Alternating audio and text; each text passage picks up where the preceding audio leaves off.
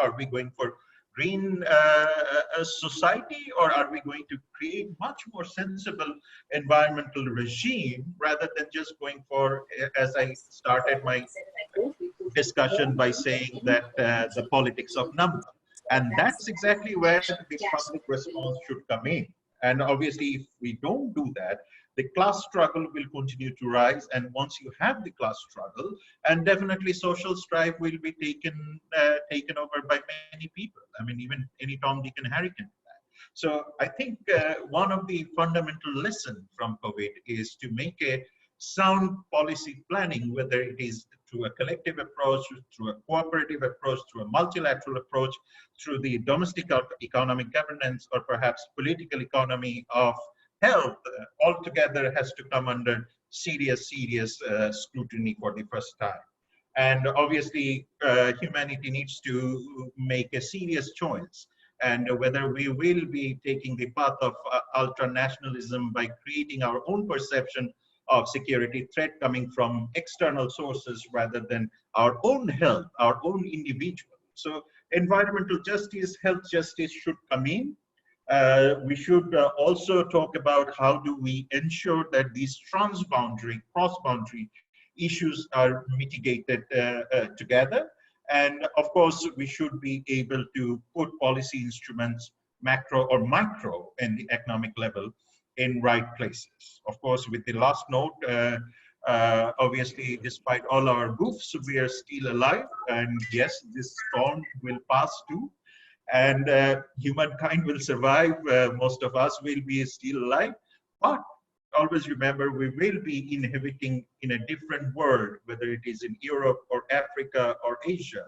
And the sooner we change ourselves, the sooner we get our policy instruments right, sooner we get our economic management and policy in order, rather than through the political prism. Otherwise, we will be left behind. Thank you very much.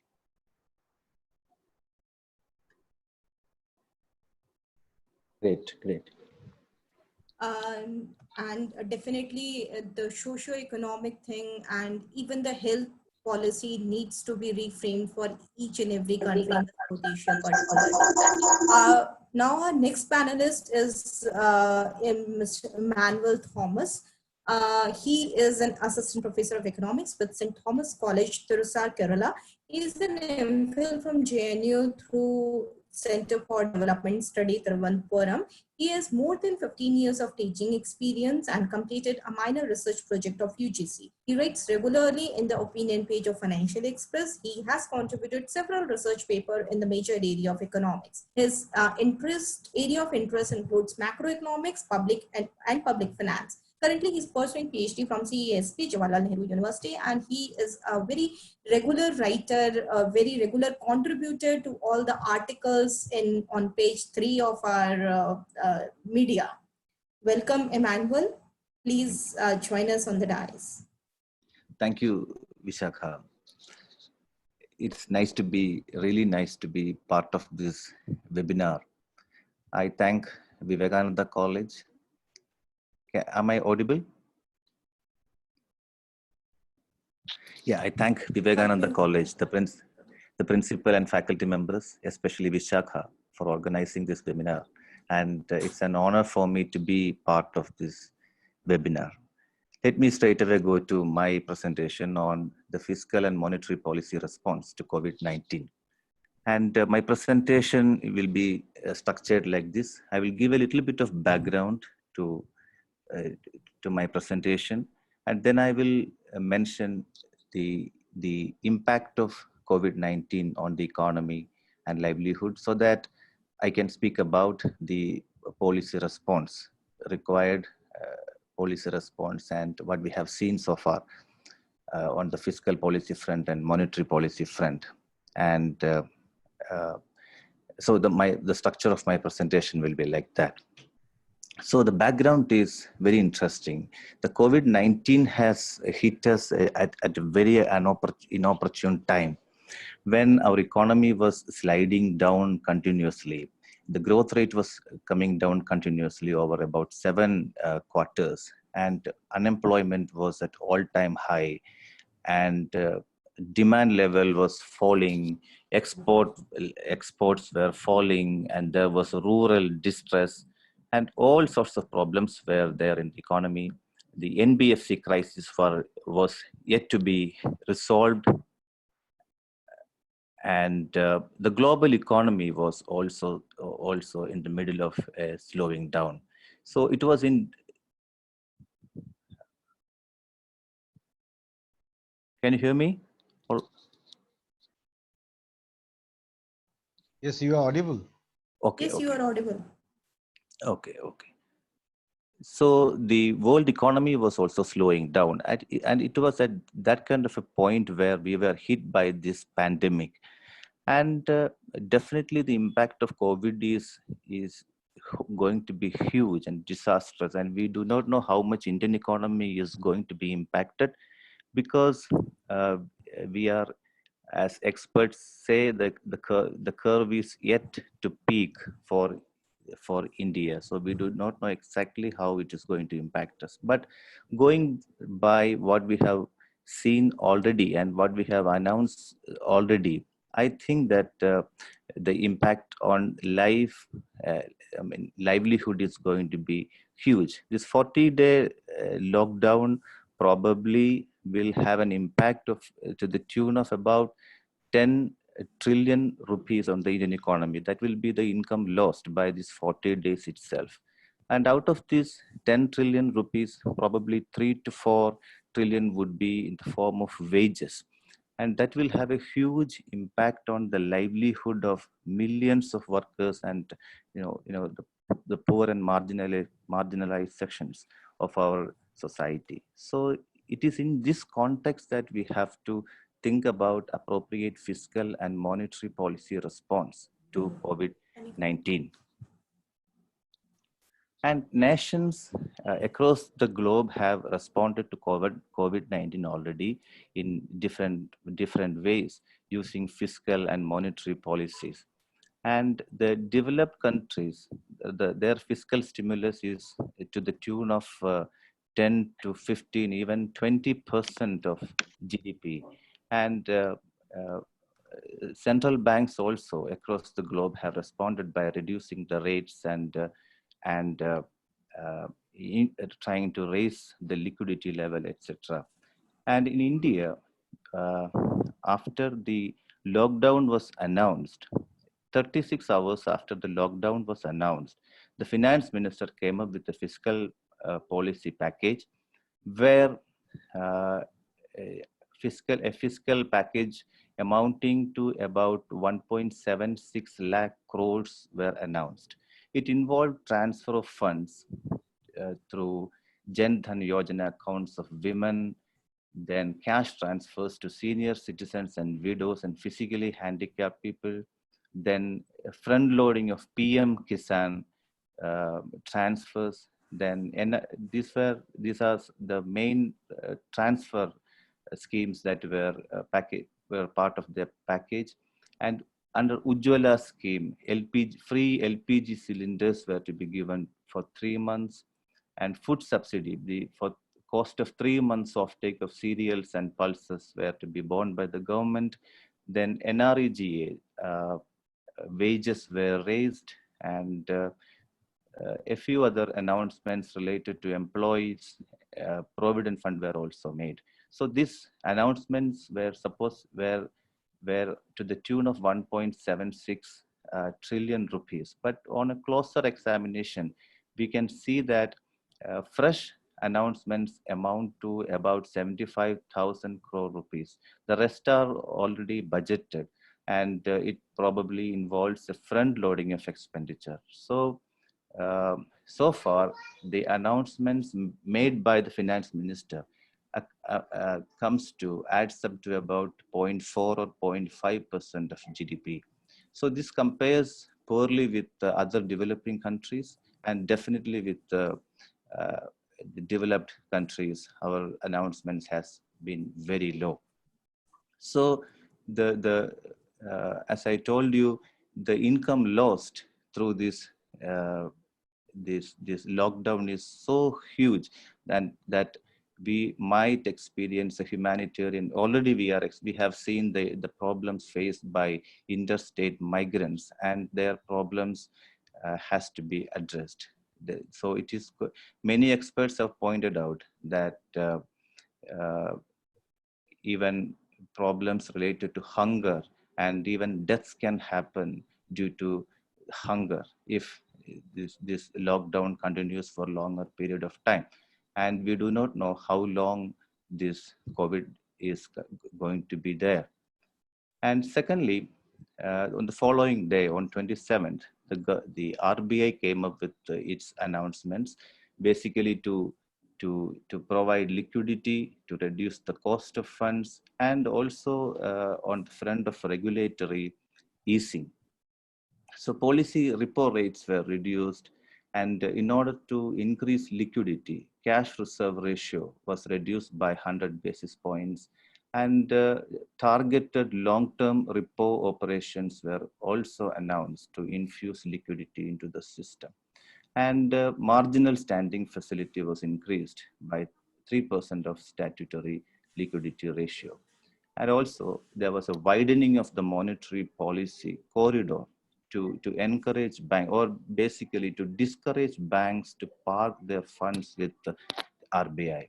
And there was also much required regulatory easing in the form of moratorium on term loans and working capital loans for 3 months.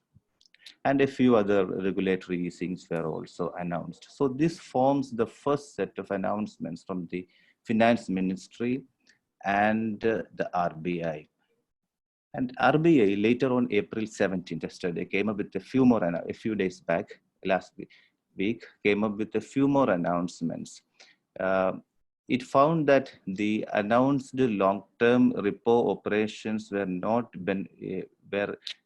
really benefiting the mid-sized corporates and NBFCs. So it announced its term loan repo operations to the tune of 50,000 crore rupees, so that it will benefit the NBFCs, especially mid-sized and small-sized NBFCs, and also refinance of 50,000 crores to NABARD and SIDBI and NHB has been announced. So RBI has done its bit to ease the liquidity situation in the economy, but this is not the time for monetary policy to do a lot. We will have to wait for the pandemic to end for the effects of monetary policy to emerge. As experts point out, this is the time for the fiscal policy to take the front seat and help the people who are in need and make the necessary expenditures, especially as the previous speaker pointed out, to help the public health sector in a significant way. So we should remember that our public health expenditure is to the tune of less than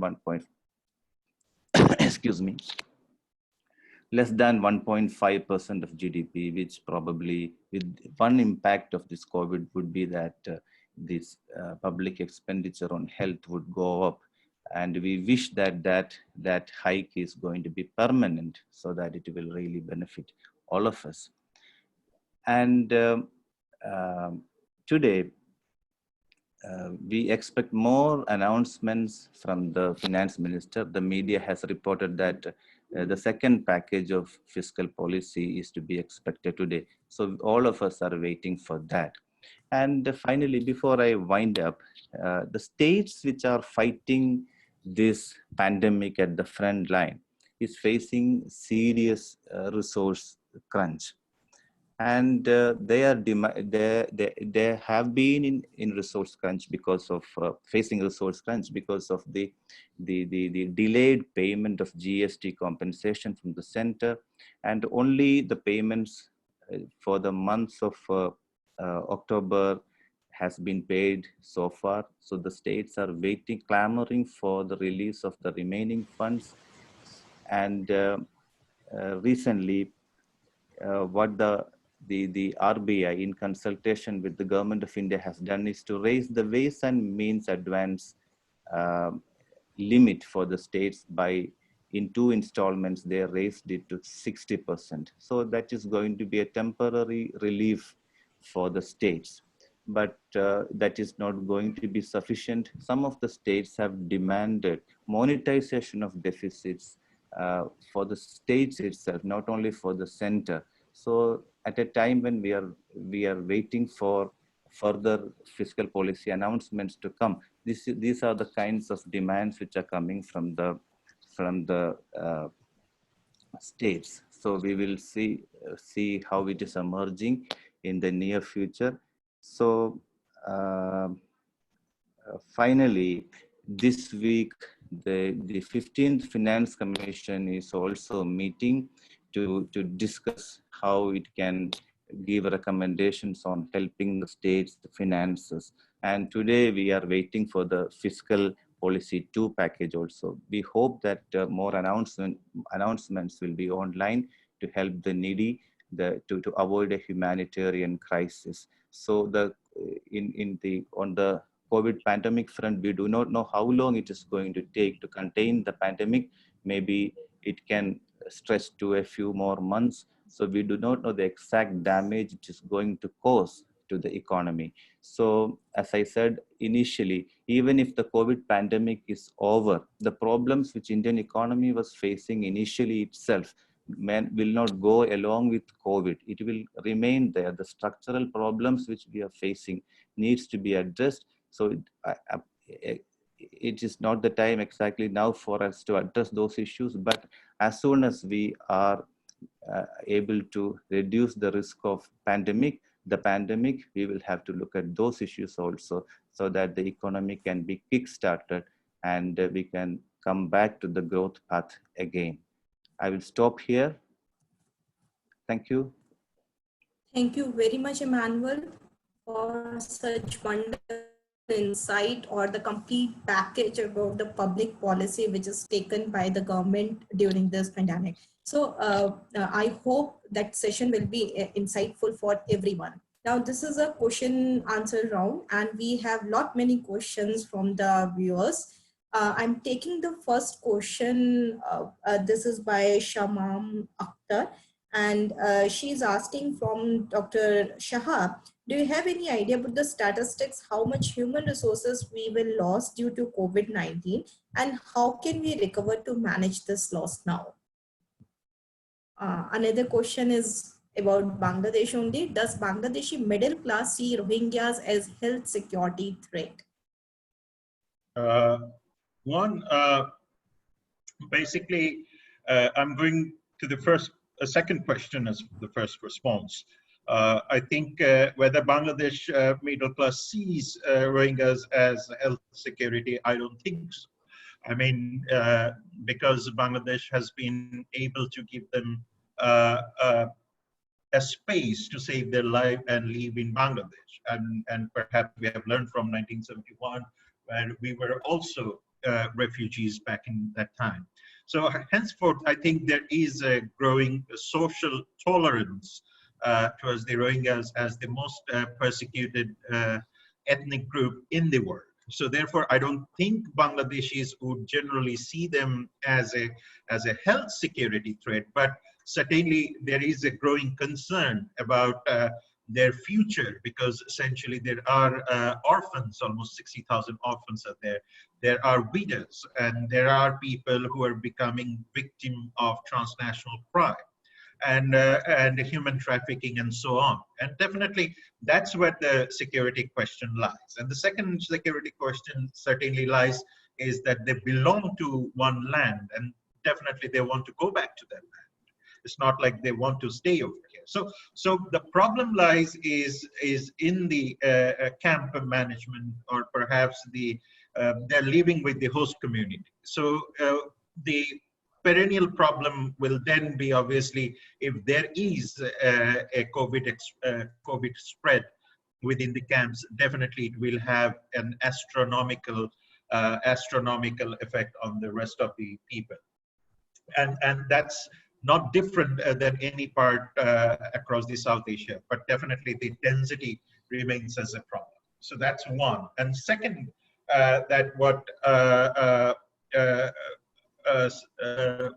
one speaker, I mean, the question came that loss on the human resources, and definitely the loss on the human resources is an important issue, but it is not about the human resources, rather human productivity and perhaps uh, uh, human contribution to the economic growth. And so I think the labor and definitely the loss of savings and loss of other economic activities will have a greater effect. And even if you look through the prism of famine, and that's I just received one update on what has been discussed in the UN Security Council in an emergency meeting, and perhaps this was also quoted in the Guardian by saying that 265 million people are actually in the brink of famine, and the title they gave is the famine of biblical proportion. And with that, definitely the chunk of that will also come to South Asia along with the Africans. And this essentially translate the whole COVID pandemic into the famine pandemic. Now, are we going to deal with the famine pandemic? Are we going to deal with the COVID pandemic? I'm not too sure. And definitely the question of logistics network has also come up. I mean, this is where the main problem is. And when WHO was talking about it, WHO also looked into the supply chain network and the productivity, and definitely infusing that money into the system. Now, definitely, as Emmanuel has said, that the countries have agreed to pay for the lower income people to sustain life for next 2 to 3 months. But the problem lies is in, for an example, Bangladesh has already given a stimulus of $12 billion, almost like 3% of its own GDP, which is again not predictably steady. The very simple reason is we do not know how long this pandemic will continue to. And perhaps the global supply chain, when is the global supply chain going to restore itself? Or whether the countries who sells us potato, who sells us onion, or perhaps to who we sell ready-made garments are actually willing to sell or buy. So that is something we are going to see definitely in the coming months. And that's where the problem. And if you look at Pakistan right now, if you look at Africa, the locust swarm is also coming back. And this locust swarm will have a very significant effect on the food production, which Emmanuel has essentially touched upon. And even if you look at the cases of oil price and the latest oil price lack of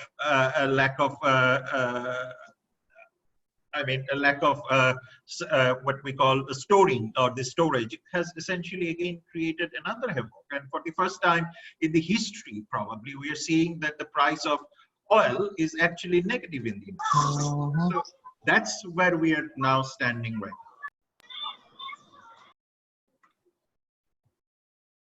Thank you, Shahab. Now the next question, and I hope audience will understand that we cannot take up all the questions. We have limited time, so maybe towards end we can take more questions. So next question is for Emmanuel.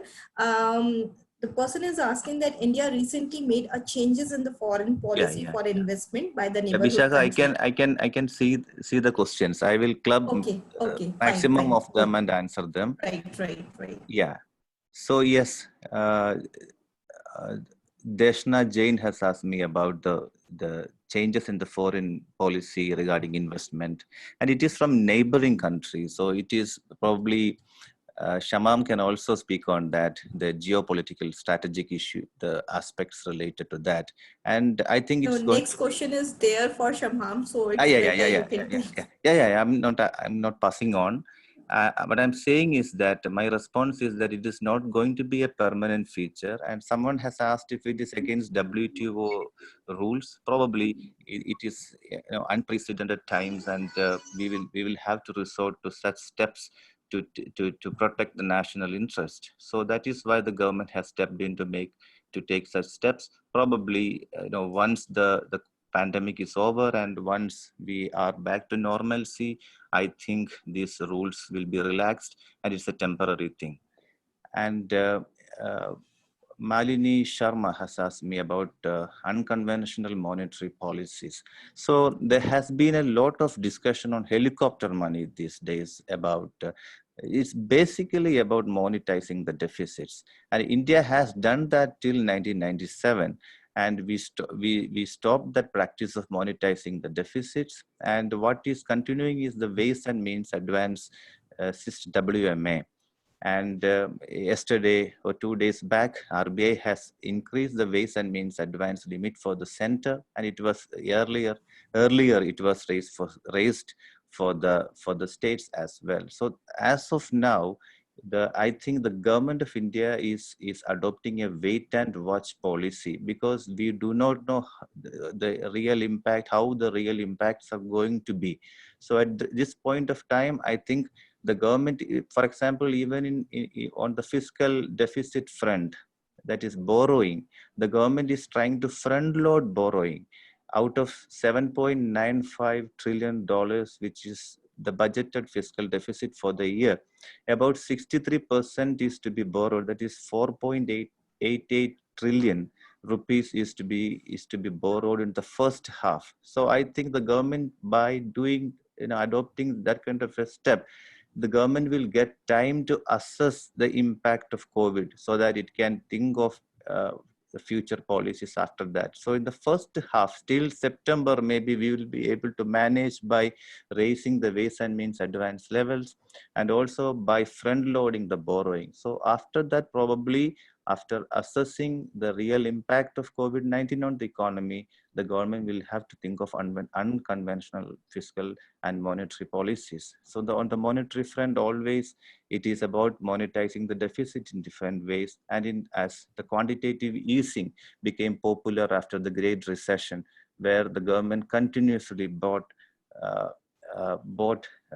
bonds on the market, and this money was used to prop up the stock market. And in many Western countries, it led to high asset prices in the stock markets also. So I do not know what is going to be the real impact. Probably we will have to wait and see whether we will have to resort to that kind of steps. Maybe in a few months' time, we will come to know. So other questions. One, Jimson Tiparambil, my friend, he has asked me, how can we manage the resource crunch? It's a huge problem. What I said already answers your question to a certain extent. That is by front loading the borrowing as of now, because tax revenue is going to be very less. Already our budgeted tax revenues were low. Compared to last year's revised estimates, our estimate for this year is not very high. It's almost the same budgeted for this year. So even that is not going to come forth, given these lockdowns and what the economy is going through now. So it will be difficult. So we will have to think of other ways of mobilizing funds. Thank you, Emmanuel. I hope most of the questions are answered. So, Shahab, do you want to say something, or shall we move?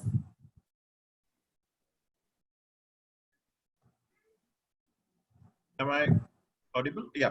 Yes. So I think I have come across two very fascinating questions, and I think something that I would love to answer. The first question is, I apologize that I can't take all these questions because this is going to take a lot of time.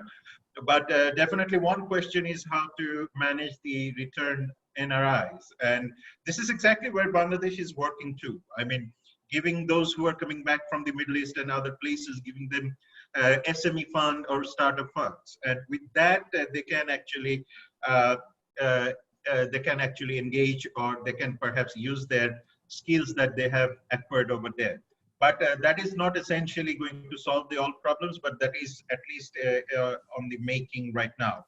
The second question is very interesting, that is related to one of my favorite things is the Bollywood. And of course, I love this question by saying that, yes, of course, India has a very strong soft power through Bollywood, and that plays a very critical role in not only projecting India, but also that also projects the region as a whole. I mean, we literally speak more or less same language in a uniform way, of course, and we certainly have more or less closer cultural ties. And definitely when you see Bollywood, definitely you would also see that this is the reflection of the region, whether it is Rajnikant or Katrina Kaif, but it actually gives the whole vibe that the region is culturally diverse. So that I think the lockdown will not have any implication on the cinema for sure,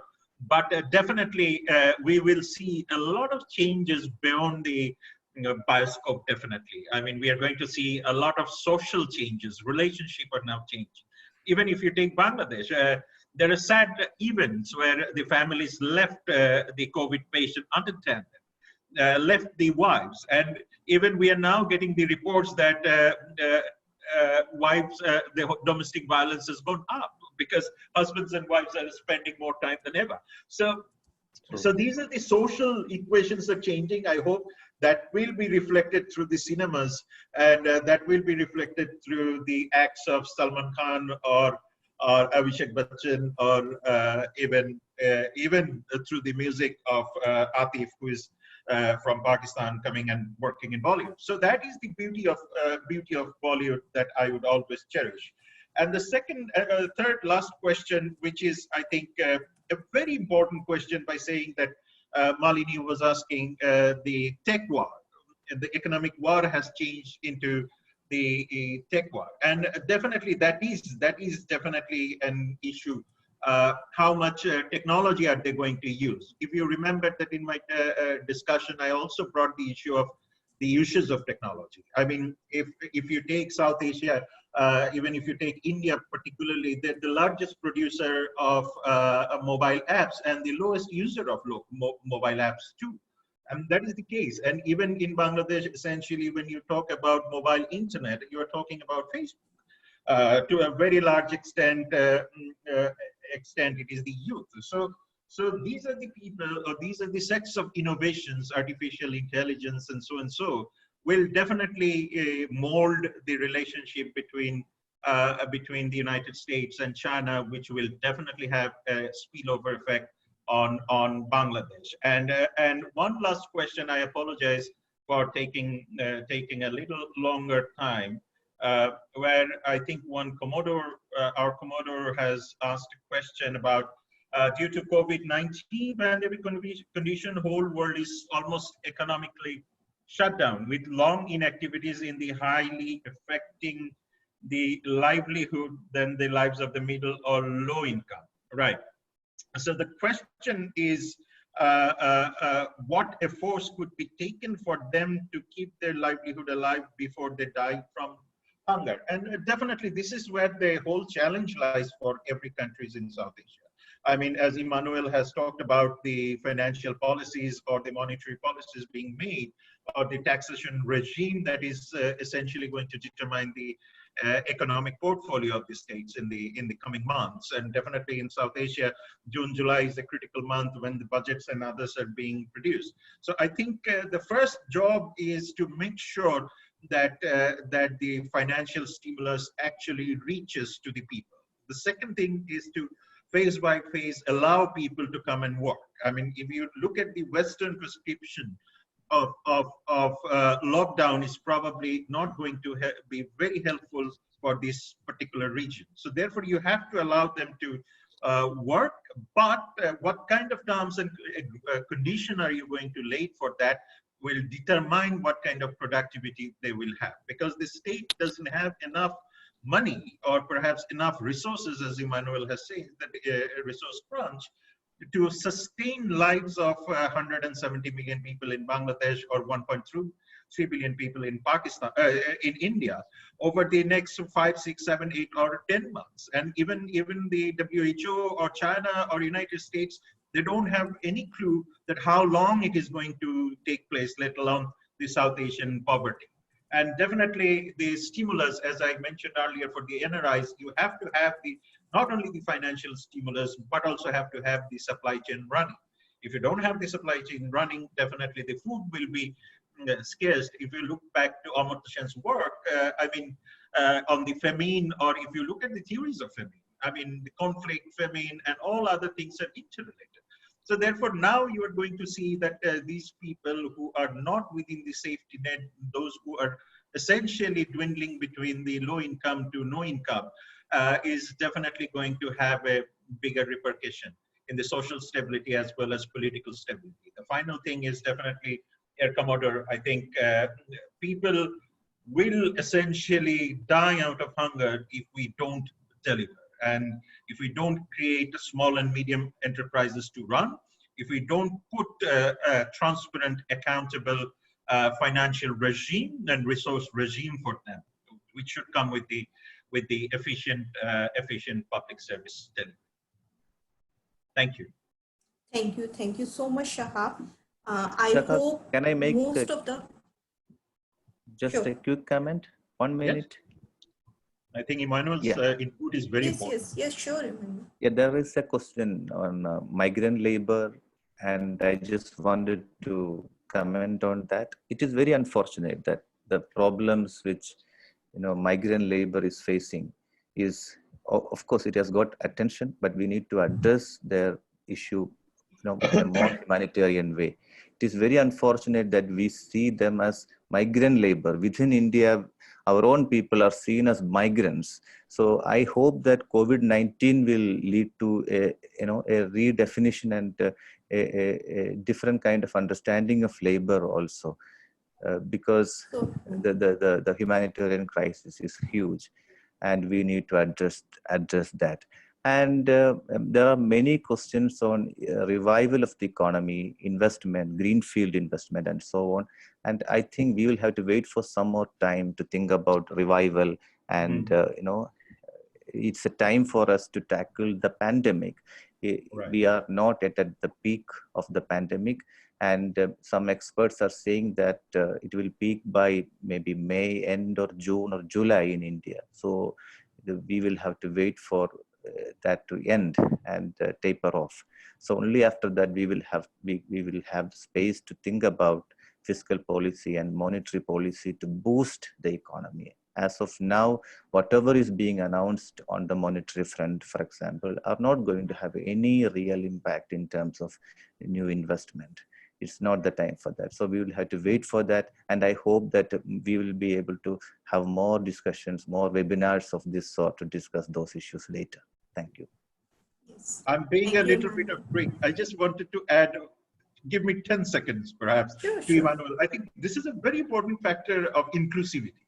Now, when you talk about inclusivity, even Pooja Sharma is working on it. Look at the transmission, distribution of energy. And perhaps the question of inclusivity remains largely missing in the making of the political economy of energy security over here.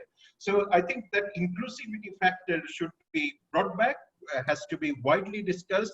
And it is not only the people, but also the system, and integrating the human resources with the market, and market with the policies, and policies with the state. So we have quite a lot of tasks to carry out.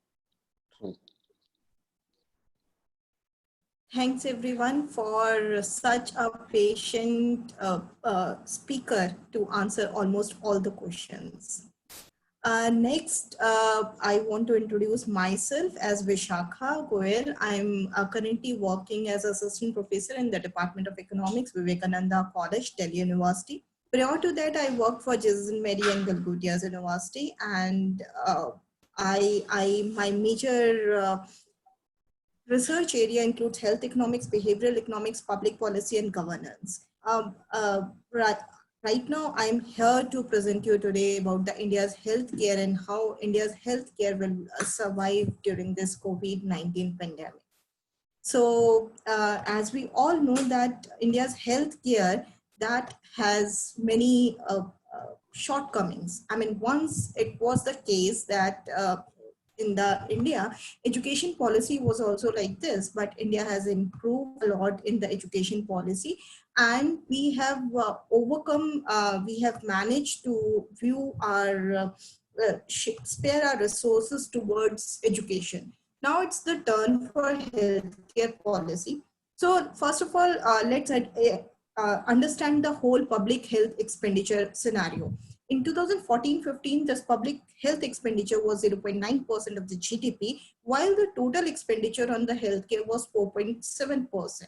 So that means this gapping is fulfilled with the out-of-pocket expenditure. That means the spending out of their own pockets from rural as well as urban area, maybe poor or the richer, both that is really huge. So this public health expenditure has gradually moved towards the higher side in the previous years.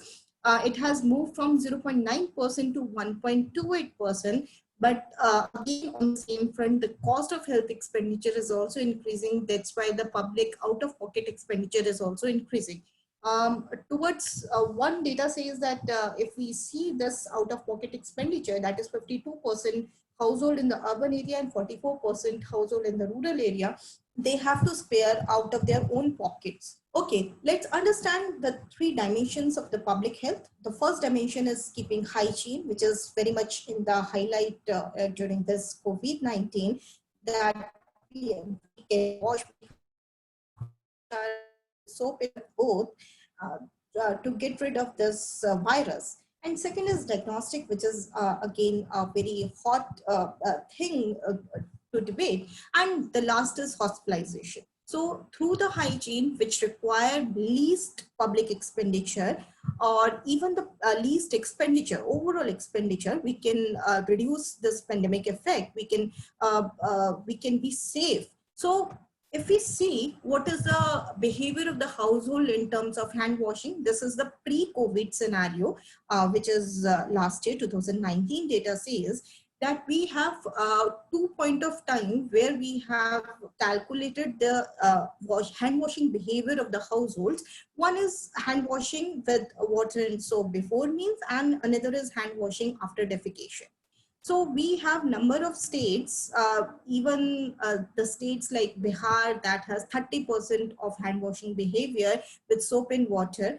And we have even the UTs like Daman and Diu, which has just 5% of the household who used to wash their hands with soap and water. So there is huge regional disparities. Even in terms of public expenditure, since public expenditure on health is a state criteria, so that's why there is a huge regional variation even in the public expenditure on health. So that means it's not just about the deficit on the national level, there is also deficit on the regional level. And if we see the hand washing behavior after defecation, there are some 12 states and union territories which are where people are washing their hands regularly with soap and water.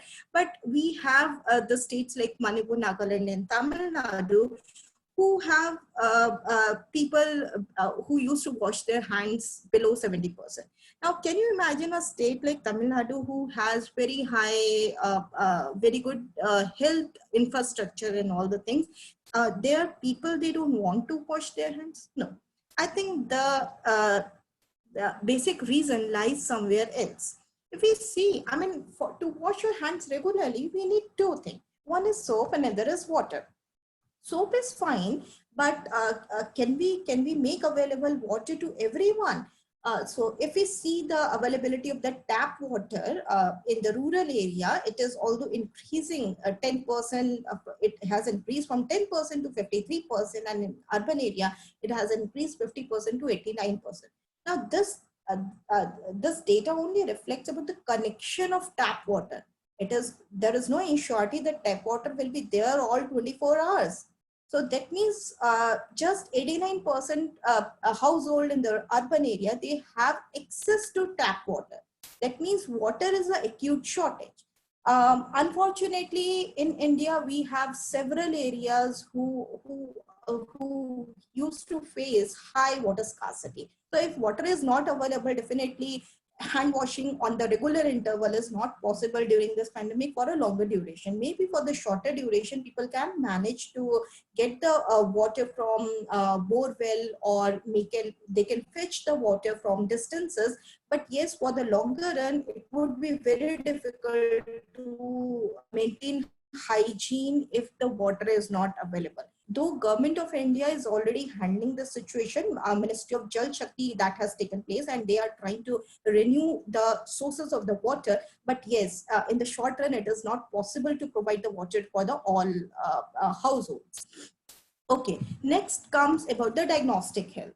Now, in the diagnostic health, we have seen the cases.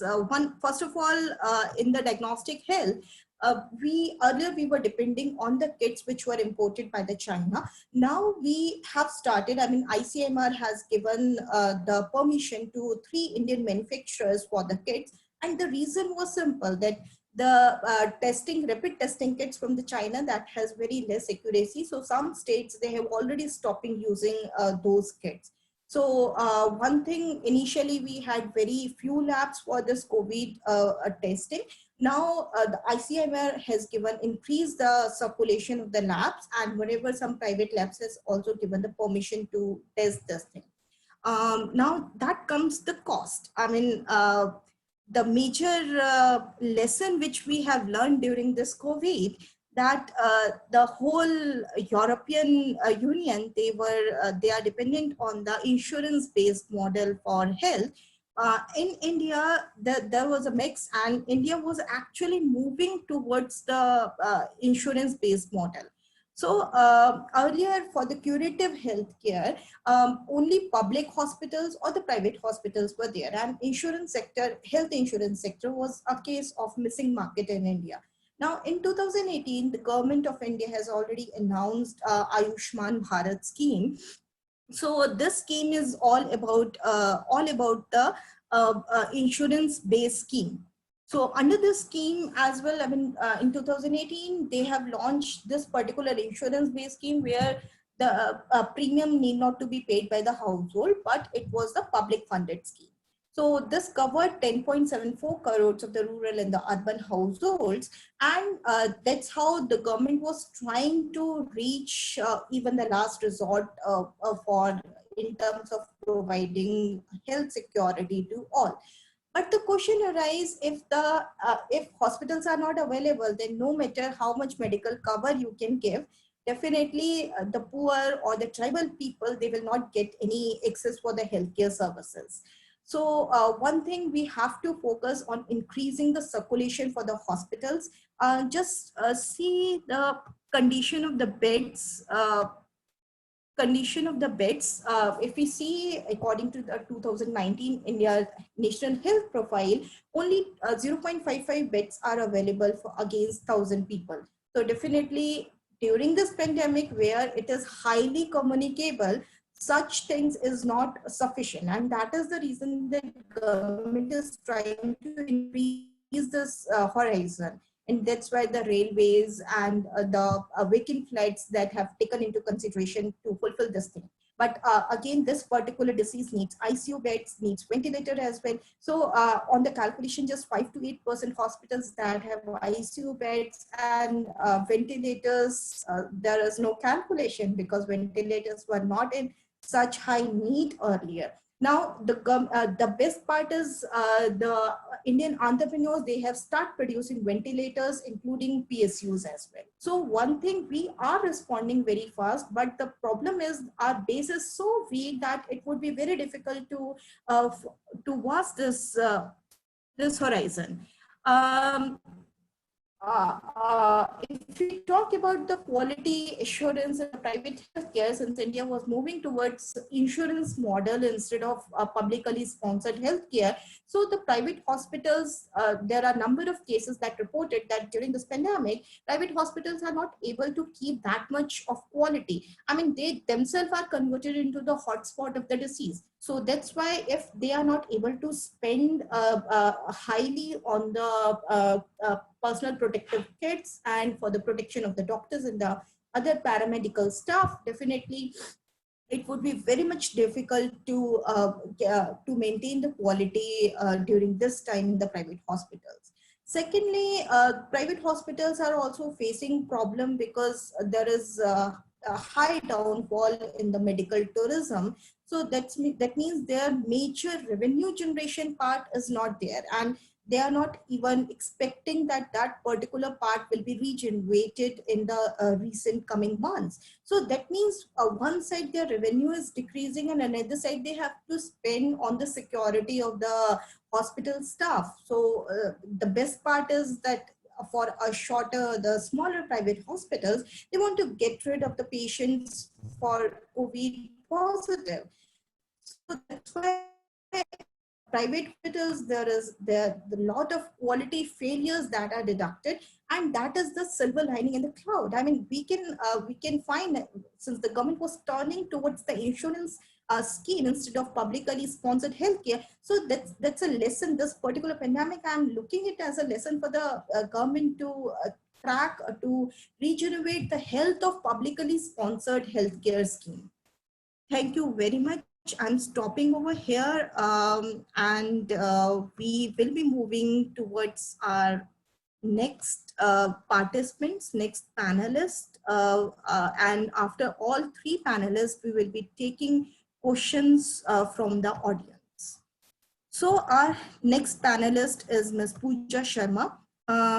Ms. Sharma is working as a senior assistant professor in Daulatram College, Delhi University. Previously, she worked in Miranda House, Hindu College, and worked in Institute of Economic Growth as well. She has successfully completed a project on accounting and monetary benefit by reducing air pollution in Delhi. And she has contributed several chapters in E-Pathshala MHRD project on macroeconomics, public economics, environment economics. She has several papers at international and national journal related to energy securities, transition, renewable energy, human capital. She has also presented paper in national and international conferences sponsored by ICSSR. She is currently pursuing PhD at Energy Studies Program, School of International Studies, Jawaharlal Nehru University at Delhi. Welcome, Pooja Sharma, and she will be sharing her views about informal sector. Welcome. A very warm welcome to the distinguished panelists and dear participants. I extend my vote of thanks to Dr. Hina Nandraju, Principal, Vivekananda College, University of Delhi, organizers of international webinar. I really appreciate your effort in providing us the platform for this essential deliberations in the midst of this crisis of health pandemic. The essence of an academician is to consistently contribute to the development of human resource by igniting their minds so that they achieve a better tomorrow. With this outlook, I wish all of you good health and safety. Today, I will be addressing the topic of informal sector, theory and challenges. And I'll be addressing the impact of health crisis of COVID-19 on this informal sector. Now, I've divided my entire presentation, or you can say the talk, in three parts. The first part, I will be introducing informal sector to you. And then in the second part, I'll be talking about various growth-related policies and welfare policy, welfare theories in economics, what we read, and how they're connected, and what are the loopholes in these theories, and what are the challenges which these theories they're already giving us to. Apart from what we're facing right now today in the present scenario, what things which have been originated in the past among these theories, I'll be discussing briefly when talking about it. So the first is how do we frame informal sector? The various names given to this informal sector are shadow sector, unofficial, unrecorded, parallel sector. This comprises of the carpenters, mechanics, cobblers, rickshaw drivers, domestic help, vegetable and fruit vendors, hawkers, helpers, etc. If we broadly categorize them, they can be categorized into self-employed, wage laborers, daily wagers. Now, the same informal sector can be looked from the prism of different disciplines. The first is the sociology aspect. If we look from the sociology aspect, is the substantial gap between the rich and the poor, and basically it reflects the economic divide, or you can say class divide. From the economic aspect, it is depiction of dual economy, that is the gap between the agriculture and the industrial sector related to productivity and wage differential.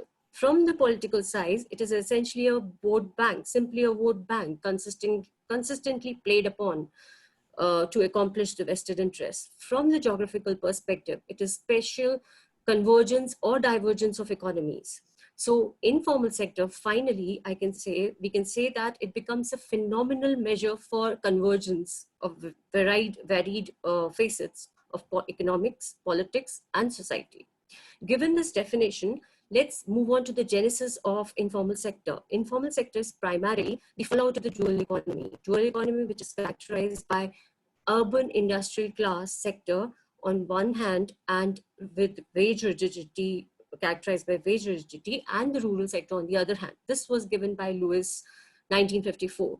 It is the wage that connects the agriculture sector and the manufacturing sector. Agriculture sector being reflected by low profitability, low income, low elasticity of demand, while the manufacturing sector is characterized by high profitability, high productivity, high wages. Now, the informal sector is comprising of not only the internal migrants from different states, but also it becomes an instrument for absorption for external refugees and the illegal migrants from abroad. Now, several studies have actually incorporated migration, like Todaro, Harriston and Todaro, Fields and Majumdar, etc. So what is the divide, which is the wages? So it's very easy to handle wages if there is a government intervention, and government has this tool of redistribution policy, and that is basically the subsidies. Now, subsidizing in this aspect would mean three types of subsidies. You can choose any, or it's a combination of all. So, subsidizing it from the angle of wage subsidy, let us do one by one the critical analysis of wage subsidy, urban sector. So suppose we do the wage subsidy in the urban sector by lowering the shadow wages. What will happen that the level of unemployment would definitely decrease. But Harris and Termodo pointed out that no single wage subsidy can easily ensure optimality. This would actually mean that the urban employment will increase and this will attract more migration. On the other hand, Bhaswati and Srinivasan were the ones to find out that there is a possibility of wage subsidy to be given so that the market clears or there's an optimal allocation. But this subsidy is based upon a marginal product of labor, which is unquantifiable, means there is an information problem. So leaving that, we move on to the basically the role of subsidy. Role of subsidy is very mean because actually subsidies would basically mean a suboptimal output or second best solution, and they basically lead to inflation, economy-wise, inflation and lack of savings. So at the same time, if we look at the agriculture subsidies definitely are distortionary in terms of they provide effects on cropping, change in the cropping patterns. It will lead to a suboptimal use of scarce inputs like water, electricity, and economies will definitely avoid subsidies of all kinds because they lead to economic inefficiencies and they reduce economic growth, and nobody wants to reduce economic growth. So, however, subsidies in the areas such as education, health, environment are the long-term, they have the long-term benefits and they are non-distortionary. So once we talk about subsidization, we have to attain a distribution, optimal distribution. And once we talk about optimal distribution, we have to look, we are in the regime of welfare. And welfare leads to another branch of economics, which is welfare economics. So we'll just quickly go through what is stored for us in welfare economics. So subsidy in welfare economics, subsidies that tend to enhance human welfare are non-distortionary and they reap the maximum benefit. It is to note that subsidies to human welfare. It is to understand that the human development is more than the market efficiencies and perfections. Human development is more holistic, involving social, political, cultural, and psychological development. So it raises a point that what kind of a social welfare are we looking at? Social welfare comes up to this social welfare functions in welfare economic, which we talked about. They are basically ranks of various alternative states in the society. So they move from less desirable state to more desirable state and in different states. Among the social welfare function, I consider actually it is proven that Rawlsian approach is considered to be the best equitable social welfare function, and it is based on, it has a foundation of veil of ignorance. This is very important to know, like all the participants, that veil of ignorance by Rawlsian in 1999, it holds a special place for this kind of a scenario, what we're facing now, that when you redesign a system or the society from the scratch level and you redistribute this wealth and power, it lays down the rules of experiment with a veil where no one knows who they are. There is no clue of their class, their privileges, their disadvantages, and even their personality. It means that the well-being of the worst of individual. This function acknowledges a utilitarian approach of sum of all individual utilities in setting off justice as where fairness. Rawls assumes that the liberal society in question is marked by reasonable pluralism. Fairness articulates the central liberal ideas of cooperation and would be fair to all citizens regarded in relation to their freedom and equality. Now, this quote unquote equality sets the baseline, and from there, any inequalities must improve everyone's situation, and especially the situation of the worst off. There are enough resources for it to be possible for everyone's basic needs to be met. Rawls makes the simplifying assumption that a society is self-sufficient and closed, so that citizens enter it by birth and leave it by death. Rawls formulated the two guiding principles also of theory of justice. The first principle is of equal fundamental liberties to be embodied in the political constitution. Second principle relates to the fair equality of opportunities and general benefit to the least advantaged member of the society. Now, this statement, which I'm going to say and quote unquote, allowing inequalities of wealth and income must lead to larger social product, means that he has a scope. This kind of a system has a scope of inviting inequalities, but at what cost? It should lead to a larger social product. So what it says is that social product is the social infrastructure they're talking about. Allowing inequalities of wealth and income must lead to larger social product, that is, higher wages must cover the cost of training and education, incentives to fill the job when they are in demand. So this statement is very much applicable for the situation we are facing right now. And this reinforces the fact that the kind of development process that we should be looking at in the post-COVID scenario must be based on justice, social contract theory, and equity of distribution. There has always been an inherent trade-off between the growth and distribution that leads to optimal welfare. Ideally, growth should be distributed equitably to achieve the welfare of least advantaged people, class of the society, or the worst of individual. Now, let us quickly go through the growth theories and the inequality, the relationship between them. There's a quantum of literature which tells us the discussion on rich becoming the richer and poor becoming the poor, and basically increasing inequalities. However, it is observed the development debates which have been happening, they do not incorporate regional inequality anywhere. The sole aim of development process must be to converge and reduce inequality levels prevailing in all the economies. Salai Martin, 2002, pointed out for the first time that the regional inequalities have been ignored in the development debates. Karas and Kohli referred it as a middle income trap. And they suggested three ways of coming out of this trap: shifting the diversification to productivity-led growth, deviating from physical accumulation of capital to productivity-led capital, and the last one, which we can rethink again and again, movement away from the centralized to decentralized management or governance. The famous Kuznets curve, which we all talk about, that it inverted U curve, postulating that inequalities will increase initially and they will decrease over time. Baumol and Barrow determined the convergence of developed countries while the divergence will occur in the less developed countries. Romer in 1986 observed that there's a lack of convergence across the nation and argued that there should be an alternative framework that should be designed. Later, endogenous growth theories, they modified the new classical production function And they said that the it should be incorporating all the functions, production function should be incorporating human capital, innovation, increasing returns, and special spillovers in the production function. Now, there's a huge amount of literature which says that the lagging regions will catch up soon with the fast growing regions by adopting a balanced regional approach. While some of the others said that, but it is only in the case of US. While other countries, they said that the regional incomes would not converge in the long run. Later, Martin and Sunley argued that the policymakers will attempt to intervene with the balanced development and will try to achieve the regional divergence.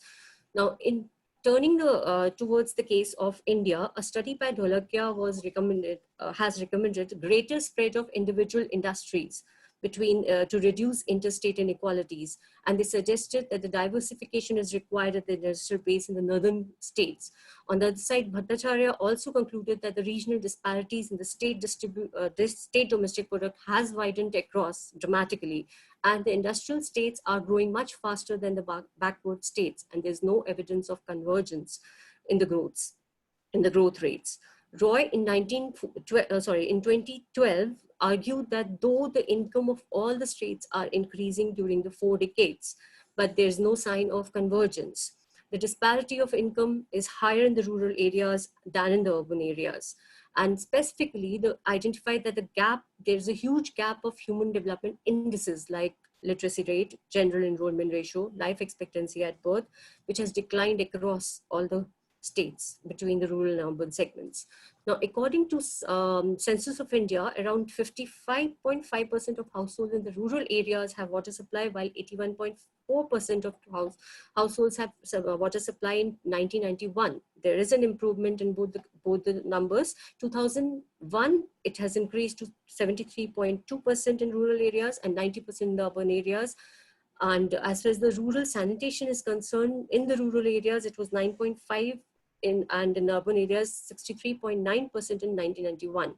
It has increased 17.4% in rural areas, while 60.7% in the urban areas. There is an improvement in both the cases over the time period, but the divide has been continued. The divide between the rural and urban has continued over time. Now, in China, it has also been pointed out that the income distribution has also shifted away from the convergence to polarization. Governments in all the eras and across all the worlds have rejected the notion of harnessing informal workers to promote growth and development. Moving the issue, the informal sector. Now, let us just combine all the challenges from the informal sector and clubbing them together. Here I present the 5 important questions we need to tackle in the post-COVID world, COVID scenario. Firstly, the Keynesian multiplier, which we all talk in the first lecture of macroeconomics to the students of economics, it fails to unfold the challenges of informal sector. Where is the magical multiplier? I quote unquote, where is the magical multiplier that is supposed to translate growth to the poor section of the society? This section of the society. Secondly, if the sole purpose of the economy and sustainable growth is inclusive growth and equitable distribution of income, best said by Rolgian distribution system, where is the optimal allocation then? Thirdly, if the mere existence of informal sector was to serve only the political vested interest and political economy, then economic benefits, which are the main thrust of this migration, are also elusive on the account of low productivity and low casual wages. Finally, should the incapability of agriculture sector to be blamed for not retaining its surplus labor, or it is the manufacturing sector that becomes a deterrent in offering essential skills to equip them to reap the economic benefits? Having discussed the trade-off between the growth and inequality and the welfare theories, let us just talk about the current scenario of COVID in the health crisis, informal sector. The informal sector, informal labor is debatable in India. Around 90% people have said to be involved in the sector. Around 400 million workers in the informal economy are at the higher risk of going deeper into poverty, and the contribution of informal sector in the national product is about more than 50%. Among the SAARC countries, informalization is highest for India and Nepal, together 90.7%. Bangladesh is only 48.9%. Sri Lanka is 60.6%, Pakistan 77.6%. According to CMI report, around 12 crores of people have lost their job in the informal sector. Opening the informal sector only for trucks who are consisting only 35,000 crore of good is relaxed. And so therefore we expect that only the truck dhabas and repairing centers will be open. The supply chain has already been eliminated. And furthermore, the informal sector jobs are basically pertaining to the people of middle class income, and middle class people are already corporate employees are also being sacked. So there is a huge unemployment in the corporate sector also. So there's a lack of demand for the things which are available, or for the source of income which is available for the informal sector. Government has decided to direct money transfer in the bank accounts, but you cannot get rid of poverty by giving people money. This was a quote by P.J. O'Rourke. Direct money transfer could have been one of the ways, but for long-term settlement, it is not the way. Cash transfer suffers from various limitations, as they do not have, all of them do not have the accounts.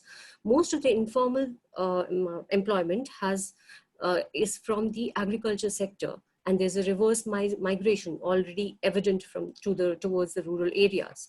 So in their native place. So COVID-19 gives us a chance to correct the system, balance it by settling the migrants in their native place with a holistic economic package comprising of technology, skills, advancement, and will contribute to the rural economy in the long run. The need to institutionalize the regional and localized financial sector, and as well as the health and social infrastructure, is the need of the hour. Earmarking, some of the ways could be earmarking the huge money coming through the under the corporate social responsibility fund could be reallocated in order to revive the self-sufficient economy of the villages. COVID-19 seems to have taught several lessons. First, does the informal sector need urban settlement, or it is the urban areas that cease to function without the support of informal sector will be a fundamental investigation after post-COVID economy. Do we retain the unorganized informal sector for our own vested interest of economic research and political votes, or there is a structural impediment of economy?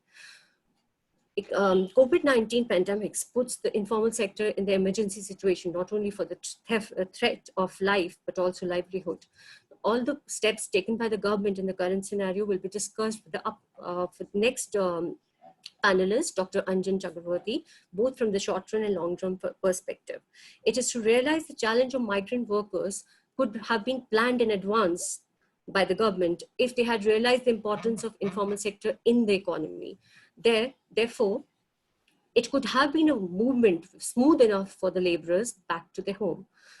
COVID-19 has made us contemplate that we need globalization leading to movement of labor, capital, and trade. But should we succumb to geopolitics? We look at numbers and growth rates, but what cost? At the expense of environment, cost of poorest of poor. So my dear participants, COVID-19 has given us time to rethink and revisit the development process, especially when the times when we are at zero growth rate. Growth is inevitable. We will all grow. But the question remains how and what pathways we need to follow to accomplish sustainability and inclusivity. Thank you so much. Thank you so much, Pooja, for such a wonderful and in-depth analysis of unorganized sector. So now I would like to welcome Dr. Anjan Chakravarti, who is with us and who will be taken up this particular topic in the next direction. Dr. Anjan Chakravarti is Associate Professor in UGC Human Resource Development Center of University of Burdwan, West Bengal. Previously, he served at St. Joseph College, Darjeeling as Assistant Professor for 11 years. He is a silver medalist in post-graduation. He published more than 50 research papers in national and international journals. He also presented papers and delivered lectures. He completed 7 research projects. He authored book, Economic Development and Employment in Sikkim, Author Press, New Delhi, 2019, and edited a volume entitled Interrogating Development, His area of interest include growth and development economics, agriculture, and society, economy of northeastern states of India. Welcome, Dr. Anjan, and I welcome you to share your views on informal sector. So first of all, I would like to thank Vivekananda College as well as Vishakha Goyal that at such a short time you have arranged such a beautiful webinar, and in such a crunch situation. We are locked in, but still we are thinking very seriously for the society, and possibly that is the need of the hour. Now, having said so, first of all, I'd also like to thank the co-panelists as well as the various participants from various institutions as well as the researchers and scholars. Now, the thing is that it's a pandemic that we are actually confronting, and we don't know that which directions or which dimension this pandemic is taking us so far the COVID virus is concerned. But one thing is pretty sure, that we are going to confront an economic epidemic that is looming large, and not only looming large on the developed nations as well as the developing countries like in India and other countries. So therefore, this epidemic is very important in the sense because we are confronting two situations. All the previous speakers already have highlighted that one is, first of all, it is the life and then livelihood. Now the question is that India is a kind of a situations where it might be so that we can fail in both the counts, because those people can, first instance, they may be lose their life because of the attack of the coronavirus. Otherwise, they may lose the life because they do not have the livelihood. Possibly in the post-independent scenario, we never come across this kind of situations. So far, I can remember that we have a great Bengal famine in 1943.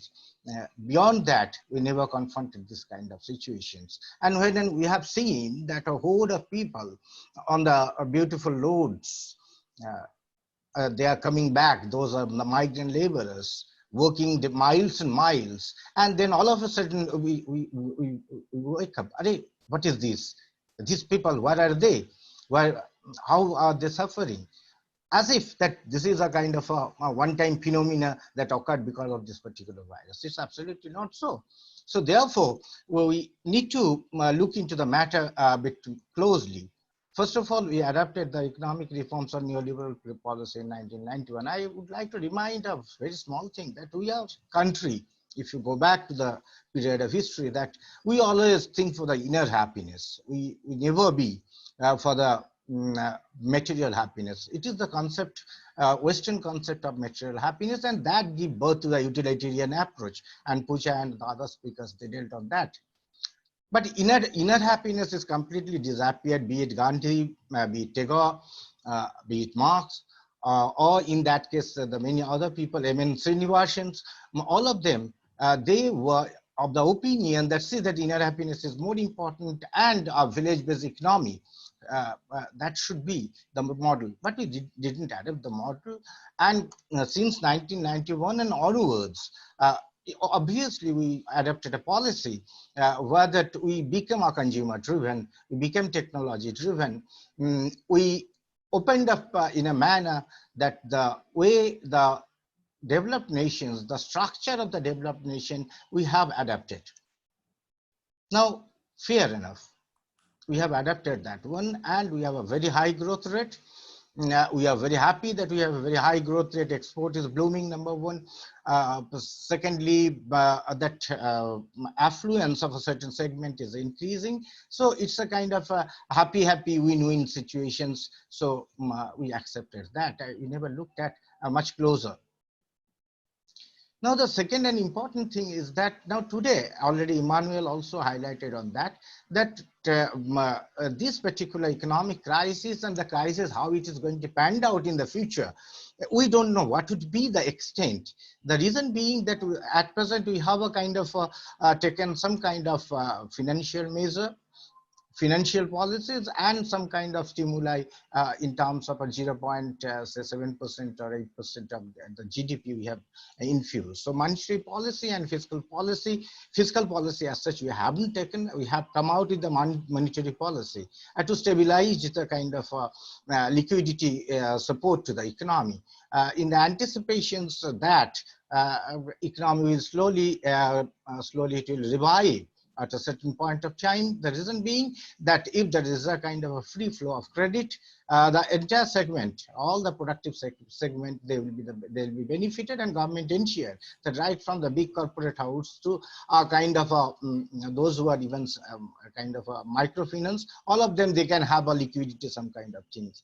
But we didn't address the problem at the core, because the economic reforms since 2019, late 2019, whatever policy interventions are there is mostly a supply side intervention. Now, the crisis is a kind of a lack of demand. Now, if the crisis is a lack of demand, and if you continue to do a kind of a supply side intervention, then the question arises that if there is no demand, then how does that supply will be there? Number one, in the first instance, and how demand can be created is very simple, that income has to be increased. Now, if income has to be increased, for who the income has to be increased, that precisely becomes the question. Now, growth rate started falling, and then falling to the extent that, as Pooja and others, they have mentioned, that it's almost come to zero. So initially we had 7% to 8%, then 4% to 5%. Now we are telling that it is 1.2% to 1.8%. Now maybe it's a 0%. So if that be the case, then there is a, first of all, there is a kind of there's a supply side is already being affected, number one, because there was lack of demand, and now there is a supply chain has completely been halted. And if we talk about the demand, the major problem is that is the 80% of the people of our country, they are in informal sector, in varied kind of informality they are confronting. So until and unless this 80% is being targeted and the 80% can be secured, then certainly this policy matters, even if the post-COVID situations also cannot bring much changes, if I perceive correctly so. Now, having said so, what are some inherent things that we have this particular reforms on neoliberal policy they have offered? First of all, it's a shrinking of the government segment with the pretext that it's not efficient enough, accepted. Second is that we left almost everything in the hand of market, and the two very important segments that we have left in the hand of the market, that is, one is education and another is the health. And health is a kind of a thing is a kind of a thing that when I think our initial speaker also told that if you when we are going for economic reforms, that Professor Sen was categorically stated, okay, you go for the reform, you need to have a higher economic growth, fair enough, but you need to have a safety net. You need to have a kind of like entitlement should be there. An entitlement, like if famine and undernourishment, mass illiteracy, poor state of health of people, lack of shelter, and other basic needs, economic insecurity, demand of basic and political liberty. These are the issues need to be addressed, and this kind of these entitlements are necessary. If a country like India, who have 40% or 50% people in agriculture and getting us a 14 to 15% of income, a vast segment of informal sector exists, and therein, if you leave the market, then naturally it is going to create some kind of imbalance, and the result is very prominent and imminent, that we have entailed a high income inequality. So the income inequality is such an extent that it is the Gini coefficient is increasing on the one hand, the concentration of wealth is such that the 1% of the people now holding the 70% of the wealth.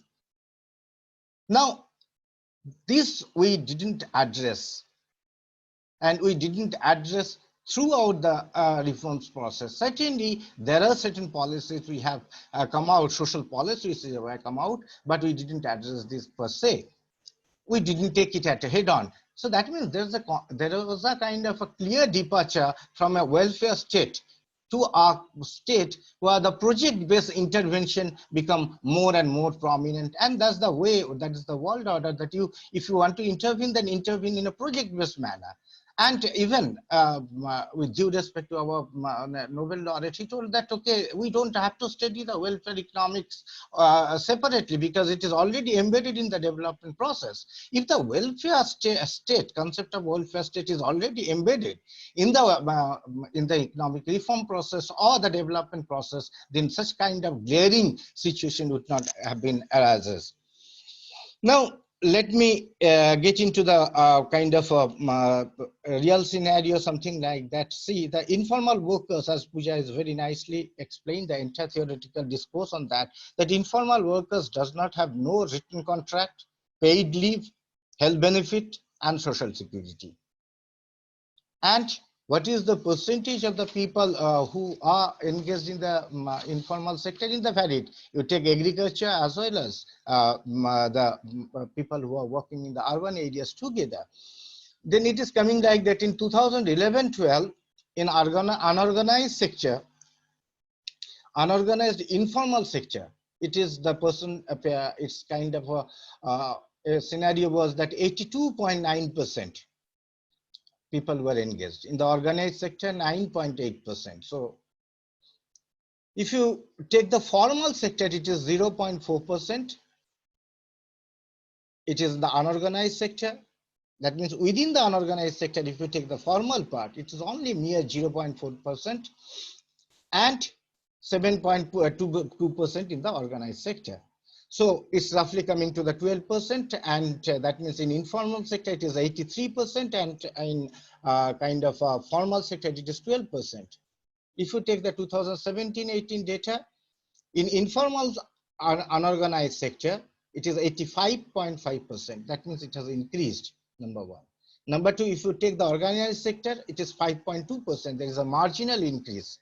And this increase has been shown that it's a success of the reform process. It's absolutely not, because this particular increase is precisely the increase, the nature of informality, nature of casualization, nature of contract basis employment, high and fire, having no kind of a social support, social security support, or any kind of support per se. And if you look at the formal sector, it is 1.3%. In the unorganized sector, within the formal sector, and organized sector, it is 7.9%. So if you take the informal sector altogether, the involvement is increased from 83% to say closer to 90.7%. If you say, for example, go further, deeper, then what we are getting, the daily wage earner. It is in urban areas, it is some closely 15 to 16%, and in rural areas, it is around 30%. If you talk about the self-employed, it is 35 to 44%. If you talk about the migrant laborers, which was become very prominent nowadays, now it's 9%. Now the question is that who are migrating? Let us first take up the issues of the migrating labor and from where they are migrating and where to migrating. First of all, if you see that most of the migrants are coming from the eastern part as well as the Assam and from the UP. And where they are moving towards, they are moving towards the west as well as the south. So industry and services, the growth was there in those particular sector. So implicitly it is saying that these particular states where the people are migrating, there were two kinds of distress. One, first of all, there was a kind of agricultural distress. That means the agriculture failed to give them adequate livelihood. Second, even if they move to the nearby urban center, that do not have a such kind of a pooling capacity that they can stay even the nearby informal sector of the urban cities of that particular states. And that's that wage differentials. And since the economic activities, major economic activities, be it manufacturing and be it services, different kind of services, so the hub were in that side. Now the question is that the problem that we are having a salaried class, if you take, is something around 19%. Now even since September onwards, that be it civil aviation, be it manufacturing, be it telecommunications, be it housing. So we have seen that there was a kind of a growth rate is constantly falling, and because of the fall, already job cut was there. It started from September. So, and during the COVID and post-COVID scenario, possibly the job cut, even the this salaried class, if we take the 19%, it should be anything between 10% or more than that. So that means the salary class is going to be smaller further. That is, it's come down to 7 to 8%. Now, if that be the scenario, then that means we have failed to cater the need of 80% of the people of our country. And if a country, whatever be the policy you follow, be if you go for economic reform or any kind of reform, if it failed to ensure life and livelihood for 80% of the people, then we need to look our economic structure as well as the economic policies, be it reform or whatever be the nature of reform, we need to look at. We very honestly and sincerely try to keep the fiscal deficit at something around between 3% to 4% or 5%. Certainly, it will go hayward after this post-COVID situation. This deficit no longer could be maintained. But the important issue that is emerging out of that health sector. Now we are constantly praising the health workers. Now, what is the percentage of how much we have allocated? Already Vishaka already told that only it's 1.8% possibly. Earlier it was 1.4%, it has marginally increased to 1.8%. And the entire health sector has been left in the hand of the private sector. And so that if the private sector, they should remain insulated. Now the government has, be it the state government or be it the central government, coming with all kind of insurance policies, that even being a government employee also, I have my government will pay the money of my expenditure, health expenditure through the insurance. Now this trade-off is really a kind of a biggest threat in the post-COVID scenario, because to create a health structure at the ground level, possibly it is not a one-day job, it's not a possibly two-day job, or it cannot be done with a 1.4% allocations. Even if we look at the education, even certainly the private sector, the major part slowly, maybe not the entire, but gradually we are moving towards that. That means if we leave the health and education both in the hand of private segment, and if we leave the 80% of the people to suffer in uncertainty, economic uncertainty of all kinds, then what kind of solutions we can offer at this particular moment? Now, if we look at the budget allocation, so something around 26% we may pay for the interest. On defense, we spend around 9%, and social sector spending, it has increased something from 6.2% from 2014-15 to 7.7%.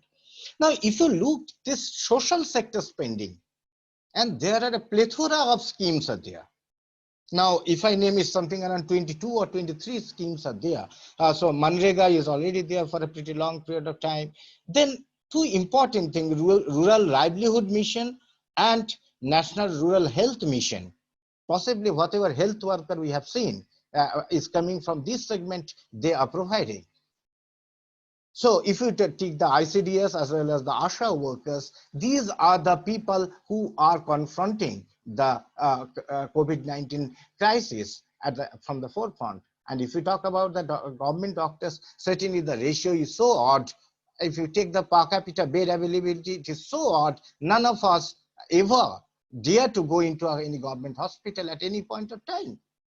And if you take the rural segment, then certainly the health is lacking. And another important issue is that immunization process, especially for the children as well as for the childbearing ladies, that is going to get going to be affected severely in the COVID scenario, even in the post-COVID scenario, because we have a very small number of people are confronting a giant, which I don't know how to control that particular giant, which is COVID virus. Now, my question is that if there is a Manrega, if there is a rural livelihood mission, there is a national rural health mission, then Sharna Jayanti Gram Swarajgar Yojana, Sarva Shiksha Abhiyan is there, midday meal is there, Nirmal Bharat Abhiyan is there, total sanitation campaign is there, PM Kishan scheme is there, Pradhan Mantri Kishan Pension Yojana is there, Mega Pension Scheme, Jan Dhan Yojana, then Swachh Bharat Mission, Ujala Yojana, the Atal Pension Yojana, PM Ujwala Plan. So many social sector schemes, and these are it's something like that you have a 20 or 30 or 40 odd kind of treats, which you can push your hand, but whether you'd be able to touch or not, that's a big one of the major issue. And number two is that there is a kind of the federalism, Indian federalism is always in a kind of mired by the petty politics, because the state has certain number of schemes, central has certain number of schemes, each want to show that my scheme or my dole is better than is your dole, so that I can ensure my political advantage. And I can keep my political vote bank at the cost of the life and livelihood of this 80% of the people. So this needs to be targeted. Now, what could be the solution per se? Now, cash transfer is being talked about already. Pooja has harped, and Pooja very categorically told that is not going to help in the long run. Now, if you take the kind of a poverty measurement, especially in 2014, the Rangarajan committee, now they told that it is that rupees 1407 for the urban areas, and for rural areas rupees 90 is rupees 972 for each people. Now, if that each individual get more than that, they would be above the poverty line, the first. Second is that if you give something around 50 kg of rice and wheat and the pulses is being added, so the estimated cost is rupees 4,300 and rupees 2,600. Now, if you add these two together, then what is coming out? It is coming out that food plus money, that means kind plus cash, it is rupees 6,000 for the urban areas and rupees 4,300 for the rural areas. Now, if you take the real scenario now the entire 80% of the people of our country, they do not have any kind of assurance of life as well as the livelihood for the coming months. We don't know that it might be 4 months, it might be 6 months or more so.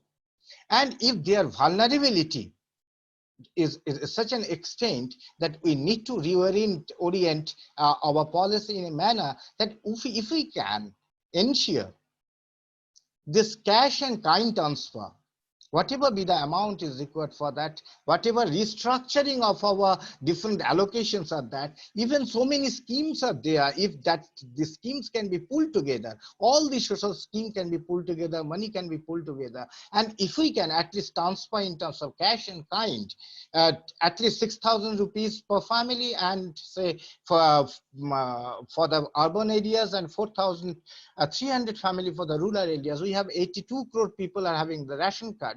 And we always fight, BPL, APL, BP is tempered, all those things are there. And another advantage we are having, that we have a kind of in public distribution system, the procurement, we have a very good amount of procurement that took place last year. We have a kind of adequate food supply in our hand. And secondly, there is a possibility that the coming agricultural session is going to be well. If that be the case, then food is not a huge problem for us. Now, we never looked at that, okay, you give the rice a very poor quality or wheat very poor quality, and give dal a very poor quality, do all kind of politics there, and allow those people to sell it to the market so that it can become a fodder to the animals. So that means we never asked these questions, number one. So first of all, that needs to be looked into.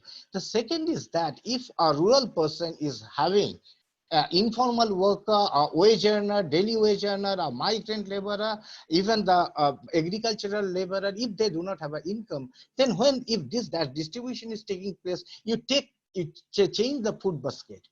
So along with rice, wheat, and dal, you provide some kind of protein like soybean or maybe egg, or little bit of say mustard oil, some amount of say for example salt and items like that. And in addition, if you can transfer a certain amount of cash, then what will happen that this 80% people's livelihood will be ensured, number one. Number two, a certain amount of income, if it is there in their hand, the security they will be having, with that security, and if the economy or basic economic activities started moving, be it agriculture or be it some form of a kind of a small scale and medium scale industries started working slowly, there is a possibility that demand will pick up. Demand will pick up and demand will pick up slowly. So from supply side, there would be a kind of a movement from the demand side, and even a marginal increase in the demand from this particular entire group going to change the scenario in the first instance. And the second and important thing is that the 80% of people will think secure. But if that has to be ensured, a couple of things are required at the ground level. First of all, panchayat system is become highly politicized. It should not be the case. That means grassroots level governance needs to be strengthened and needs to be kind of free from all kind of corruption and political hobnobbing, number one. Number two, the different NGOs are working at different level at this particular moment. These NGOs should be clubbed together. And whatever the distribution mechanism is there, it shouldn't be politically distributed, or shouldn't be make any kind of differentiation between party X and party Y. Rather, there should be a holistic approach that let there be a panchayat, let there be a self-help group. There are self-help groups there. Number three is that these NGOs, they should be linked together, and whatever surplus cash and kind you are transferring to the people at the grassroots level, at least for, I will say that for the 80% of the people. So that distribution, be it community kitchen, it should be not for a 1 month, not for a 2 month, not from a certain amount of money being pumped in by the corporate social responsibilities, but by the government and across the state without any prejudice. So federalism shouldn't be compromised for the political benefits. So if that can be done, and there should be a right time to think very seriously about the type of reforms we are carrying on. Certainly growth is required, but this growth cannot bring equity, as Pooja is pointed out. And if 80% people suffer, even if there is no COVID also, I think we are not doing justice. And as I told, that the philosophy of welfare, as the Vedas says, it is the greater good of all living beings.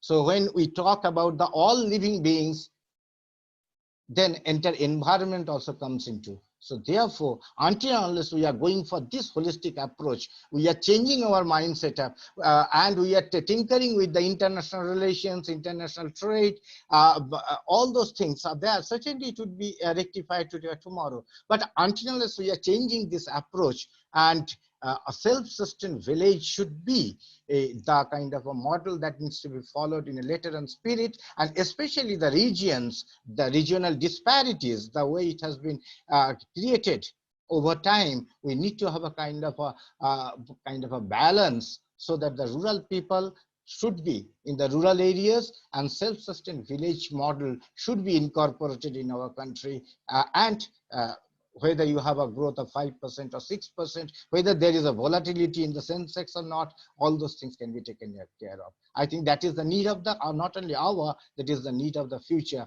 And then only possibly our world would be sustainable, and we would be sustainable. It will be inclusive. Thank you so much. Thank you so much, Dr. Anjan Chakravarti. We are running short of time, so I'm not taking much time. Let me introduce the next speaker, who is Professor Imam Kalyan Lahiri, and he will be talking about the geopolitical relations which India will face in the post-COVID situation. Professor Lahiri teaches in Department of International Relations, Jadavpur University, Kolkata. His area of specialization are Southeast Asia, Asia Pacific, Northeast India, and non-traditional security press. He has written many books and edited as well. And he has written many research papers in national and international journal. He has presented papers in numerous national and international conferences. He is the regular participant of TV and radio programs on international affairs. Let's welcome Dr. Imam Lahiri. Please join the dais. Yeah. Thank you for organizing this wonderful session. And I particularly thank Madam Vishaka Goel and Anjunda for inviting me to this panel. And I also thank all my co-panelists here and the keynote speaker in the morning. What is important for us to understand that in international relations, in political science, you always thought of a word that is anarchy or anarchism. And we have never experienced that before because you know that after World War II, this concept of anarchy was gradually losing its attention because somehow or the rather the power politics was shifting in the international relations. Now in international relations, this concept of anarchy is imprinted by many theories like Hans Morgenthau, Kenneth Waltz, and many others. Sometimes it came in the name of classic realism, structural realism, offensive realism, and sometimes in the name of new classic realism.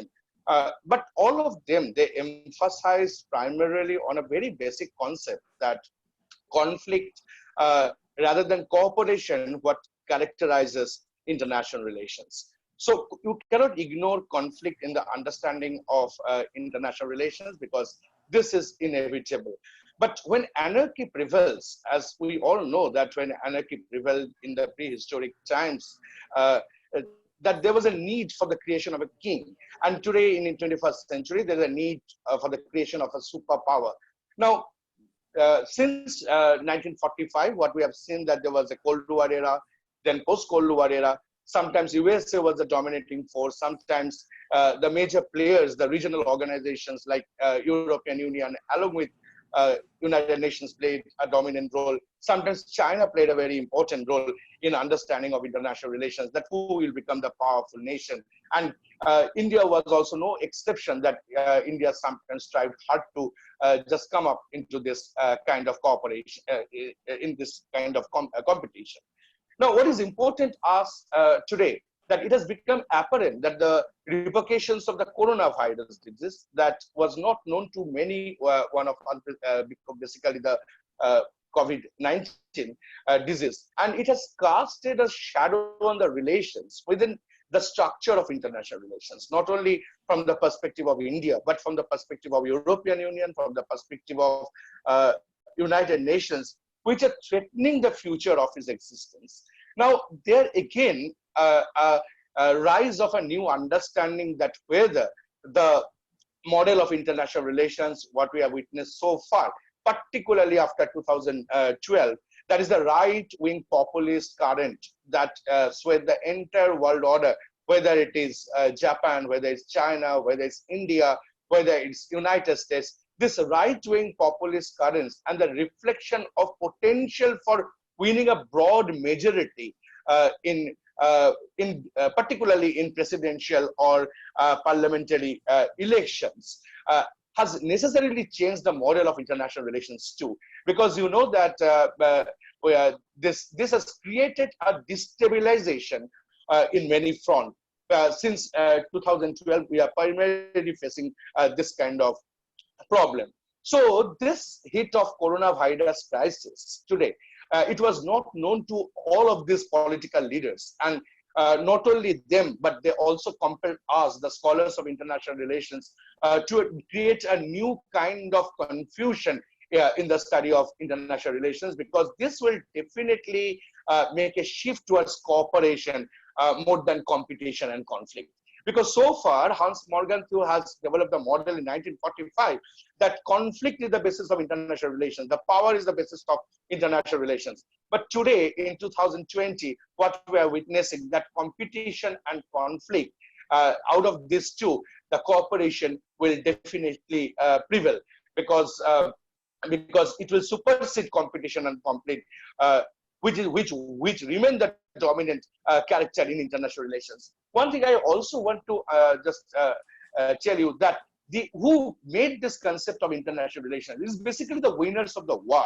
And winners of the war, they develop certain theories to make us understand that what international relation is. But we have never migrated the study of international relations from the understanding of power politics, as Hans Morgenthau has noted, which follows a very rational and unemotional course. We always believe that international relations is a very rational and unemotional course.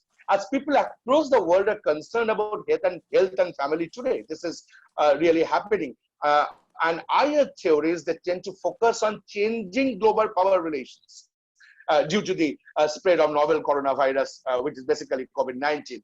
And with many ways, they are finding such ruthless focus on power relations as is not going to stay in many of the countries, because it is a time that countries must step in a pursuit of peace, because which is very much not there in the study of international relations. Now, a large question agitating higher theories today is whether COVID-19 is shaping the world order or reshaping the world order. Some have argued that the United States is basically less than satisfactory response to the pandemic, and Beijing's apparent success in battling the virus, as well as its outreach to other countries, may result in China gaining global preeminence. However, very interestingly, it is not only premature, but also it is wrong on our part to assume that there is going to be a fundamental shift in global power relations, which may be in favor of China or in favor of the United States. In fact, COVID-19 crisis has substantially dented China's image globally, as well as United States image globally. Now, COVID-19 demonstrated the limitations, what lesson this has given us. COVID-19 has demonstrated the limitations of closed political systems in dealing with such outbreaks. Now, a political system defined by scattered information flows and lack of scrutiny with little space for deliberation has resulted in an outbreak morphing into an epidemic and subsequently into a pandemic. Because what China did on their part, it is the controlling of the actual information that the world must not know what actually is happening. But whereas the countries such as South Asia, South Korea, Taiwan, and Singapore have performed better,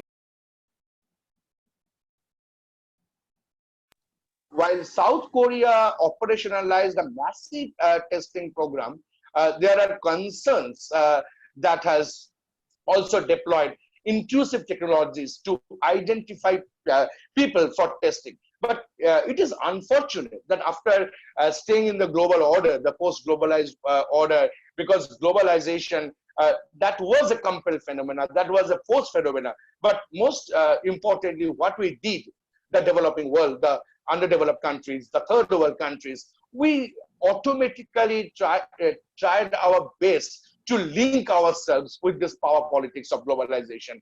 As a result of what has happened, that this pandemic has created a major humanitarian crisis, because and it will have to introspect deeply that why it is happening, particularly for India, why particularly for many of the countries of the world. And second important thing that I want to just focus is the decline of the regional organization. We are not sure that after this crisis, how the European Union will sustain, how the regional organizations like APEC will sustain, how the regional organizations and the regional corporations or the diplomacies, whether track 1 or track 2, like K2, BIMSTEC, Mekong Gonga project, this kind of projects will sustain. So this is really very important things that we are trying to cope up, and Indian civilian and defense assets are now being deployed in far-flung areas to bring back the Indian nationals. So the reach of the Indian diaspora, the reach of the Indian ideologies, the reach of the Indian business will also be restricted in the years ahead. Now, the reduced economy activity due to COVID-19 pandemic is hurting the major economies. But most interestingly, what we have seen, the domestic economy that we have ignored for so long, whether it's a digital India, because you know, digital India is also a concept which has been developed by India on the basis of aspiration. A person living in a city, perhaps using a mobile of 20,000, 50,000 rupees or 1 lakh rupees, or the person staying in a remote part of India is using a mobile of 2,000, 3,000, 5,000 rupees. But the aspiration question, as it has been enhanced with this kind of digitalization, this is undoubtedly creating a digital divide, which is not including many of the mostly 70 to 80% of our population in the mainstream growth. But today, after the crisis, we have realized that our local economy could sustain 130 crores of the population who are feeding us. It's not the international economy is feeding us today. It is the local products, local market, local farmers who are feeding us today. So we have to shift the dimension of international relations, that how India would relate itself with the international understanding of the global order. Because whether it's a Margaret Thatcher, Ronald Reagan plan, whether it's a Bretton Woods paradigm, whether it's globalization, mostly all these structures have failed, with whether it's 1919, whether it's 1929, 2008, or 2020, that we cannot rely on the international financial system anymore, because it has proved the weaknesses in the financial system, and the 2020 economic slowdown is going to take place. Because there many of the economists are here in this panel, they could say it properly. Now, another important thing is that the shift in the global order is often accompanied by the rise of a new hegemon. But this COVID-19 has ensured that discussions are not about the technological, economic progress of any hegemon in the international relations, whether the progression of United States or of China, or an alleged exclusive world order that Beijing seeks to usher in. Because I don't think that Beijing will be successful in this way, in this competition. Instead, the conversations are aptly about the pain that COVID-19 has inflicted on humankind, and the delay on the part of the governments in alerting the global community on the virus outbreak. We can easily get an information if there is a financial crisis. But this is unfortunate that global world, the global community, those are controlling the international economy, has never alerted many of the poorest nations during this crisis. All this indicates that China may not be one of the dominant players in the global order. But at the same time, China-led international order is not going to take place, what I perceive in that way, because we will be suspicious about the China's global understanding. Now, for now, a more urgent concern is finding back the spirit of international collaborations in a different way. Pre-1994 collaboration pattern was there. Trump administration is finding the global leadership a burden. We have to understand that every day he's giving some order or the other. Today also he has given that this green cards will be allotted for the next 2 months. So we cannot rely on the US economy anymore, because American greatness, America's openness has also failed. Mr. Trump shows little interest in preserving international leadership and injects an inward-looking sentiment into the American foreign policy. This is also very new in the understanding of US foreign policy. And today he just commented the great Americans. The great Americans does not mean that the other members of the community, global order, when they're facing, are not great. With outbreak of COVID-19, Mr. Trump is not only caught in unpreparedness, but also destroying the fragile trust among states to combat the virus together. Take a step back. While it is understandable to blame another country to conveniently shrink from taking possible political punishment in a public health crisis like COVID-19, it should not get in the way of coordinating a domestic pain, if not a global one. Because Trump, at the same time, is just initiating the domestic pain. At the same time, he's initiating the global pain. He spends more time ascribing the outbreak to the external factors than fighting a real war against the virus. And on domestic front, in populist mindset, even prevents professionals to do work of saving their lives of hundreds, thousands of Americans. So if they cannot save themselves, Mr. Trump cannot just ensure the safety of its own population. There's no use of saying great Americans or some other words like this, because he has failed after taking the responsibility of the global world order. I think there is no use of doing this kind of camouflage programs, the coming of Donald Trump, and just after a few days when he reacted back to India's action on certain medicines. Now, even I want to say here something, that when they are asking those medicines from India, they have never supported a single medicinal company in India, because Bengal Chemical is one of the most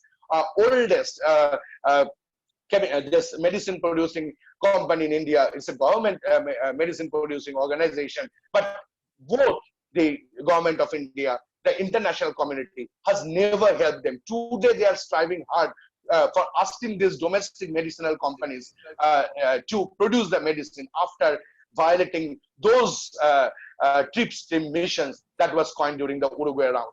Now, also some are envisioning a competition for global leadership with the aim that China or US is taking advantage of the current position to expand its influence worldwide. Unfortunately, a closer look of current major power politics can find that competition is not real, since neither US nor China is willing or capable of undertaking the role. After these months, after nearly 40 days, we have understood this. It is generally believed that US has insufficient willingness and China has insufficient capability. Now, today, both US and China, they have insufficient willingness as well as insufficient incapability. So this has been proved. Now, world history proves that leading state is not always in position to save the other countries. They say so. After any crisis, they say so, that we are taking the responsibility of reviving the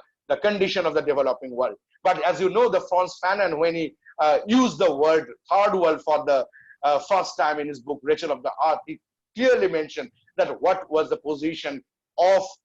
the position of the first world countries. Also Joseph Stiglitz in Globalization and is this contents. But researchers show that the leadership position tends to enhance the leading state's responsibility and care for international society. Many cases also show, in these cases also show, that states are reluctant to take steps more tasks to tend to abuse. They're abusing constantly their friendly countries too. So unlike what is commonly perceived and worried as global leadership is not a one-time deal that you can simply win by manufacturing and exporting PPEs in a pandemic.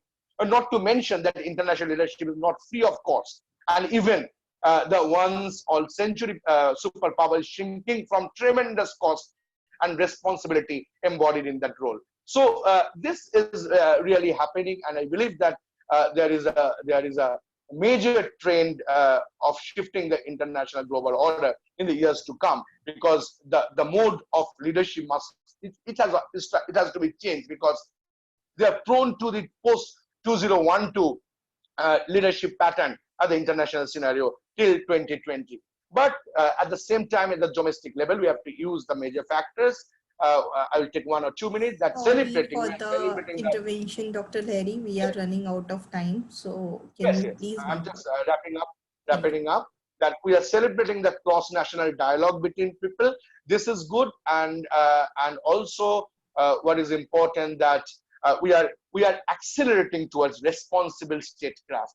I will end here that because this responsible statecraft was absent till 2020. Whatever Anjanda has mentioned about many projects, Anjanda, I feel that none of these projects is successfully run, because what we could see today, people are striving today. So this statecraft, this is not a philanthropic job that we are giving food and rice to the people, but this must be we must have a proper ensured statecraft which must be responsible to its people. Then only we can link to the other world after the end of this crisis. I thank you again all, and thank you for your patience. Thank you so much, Professor Lahiri, and thank you so much for all participants. Those who want to have a question answer round, since there is some crisis of the time. So first of all, I would like to welcome Dr. Vanita Sundi, who is Associate Professor in the Department of Psychology. She will be coming to give vote of thanks to all panelists. There is an announcement for the participants, those who want to have a question answer round. So we can have a question answer round after vote of thanks, and those who want to leave, they can. Thank you so much, and welcome Professor Vanita Sundi to deliver vote of thanks to all panelists. Thank you. Respected speakers and participants, it's my privilege to have been asked to propose a vote of thanks on this occasion on behalf of the organizers. Despite the unusual and uncertain times like the present one, a webinar like this brings hope and suggests a way forward. Our lives have changed rapidly in the past months in ways in which we could not have ever even imagined. We saw it only in the movies, but never ever imagined happening it to us. And now that it has happened, there's a kind of a pause and a time for reflection. A time to think about how we can keep ourselves safe and healthy, and also ensure that our economy can survive the upheavals of the present day. The present webinar is a step in that direction. It makes us reflect and gives us hope. This webinar is the brainchild of the convener, Ms. Vishakha Goyal, who worked very hard to put this webinar together. She has been a multitasker throughout, as she not only took the initiative for the webinar, but also put forward her views on the issues during the webinar very crisply and very clearly. So a very big thank you to her. I would also like to thank all our other speakers as well for the grand success of this webinar. A special thanks to our keynote speaker, Professor Shahab Inam Khan, who despite the uncertainty, took the time out to join us from Bangladesh. We are also very grateful to Dr. Iman Kalyan Lahiri, Dr. Anjan Chakrabarti, Ms. Pooja Sharma, and Mr. Emmanuel Thomas for sharing their views on such an important issue. On behalf of the organizers, I would also like to express deep gratitude to Dr. Hena Nandarajyo, Principal of Vivekananda College, for providing guidance for organizing this webinar. The support and cooperation of the faculty members of the Department of Economics, Vivekananda College, is also much appreciated. Finally, we are very thankful to all our participants for the enthusiasm and taking time to attend this webinar. We thank you all for being with us in this webinar. And lastly, stay safe and healthy, and hope our economy too is listening to this message. Thank you. Thank you so much, ma'am. Now we can take up the questions from the audience.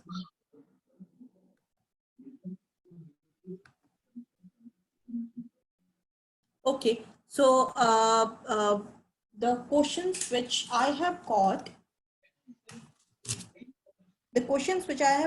that was the first was from the Deepika Jindal, that she was asking about the Rashtriya Swasthya Bima Yojana. So definitely when I had discussed this insurance model shift to the publicly spending healthcare, insurance earlier, due to the quality problems, insurance government of India was depending on the insurance sector, or you can say it was a paradigm shift in the healthcare, public funded healthcare thing of India.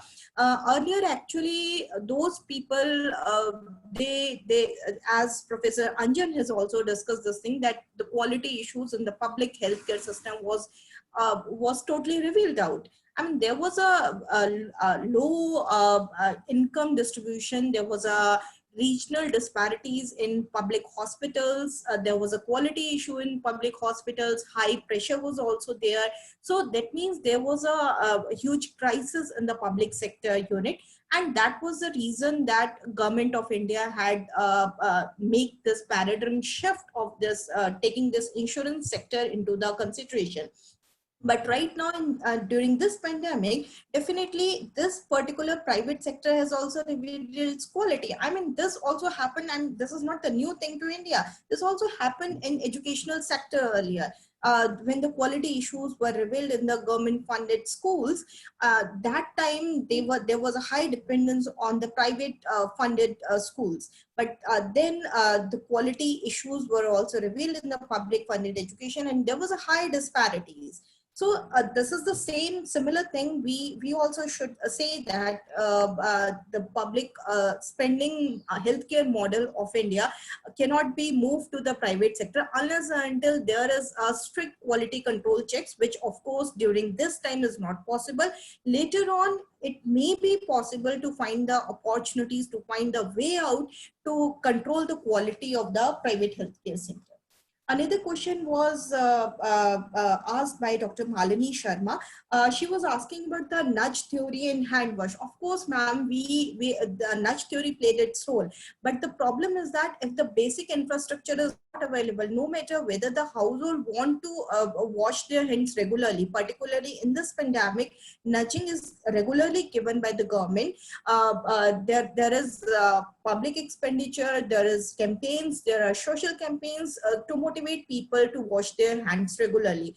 And this awareness is also coming to certain way. But the problem is if the person has to fetch water from kilometers to wash their hands, definitely this can be run in the short term, maybe for a month or two. But yes, for the couple of months, I mean, maybe if this virus or this situation sustain for a longer time, maybe for 6 months, yes, definitely it will not work. So nudging can only be helpful if there is proper infrastructure available to perform that particular function. Nudging can only work when the whole infrastructure is available, then of course nudging can work. Another question is asked by Gagan Pahava, who is asking about the nationalization of available healthcare facilities for the during this time in India. So yes, nationalization is a best way, and it's not like that nationalization or the country made thing are not provided. I mean, take the example of medicine. India is the largest producer of generic medicines, but still we are dependent for the raw material for this generic medicine on China. So government is finding the ways, and even the local administration are finding the ways. We have number of cases where, like, suppose this Ranchi administration, they have tried this innovative response and they have manufactured this protective gear and protective face masks for the district of healthcare frontline workers, which are both cost effective and same at the same time.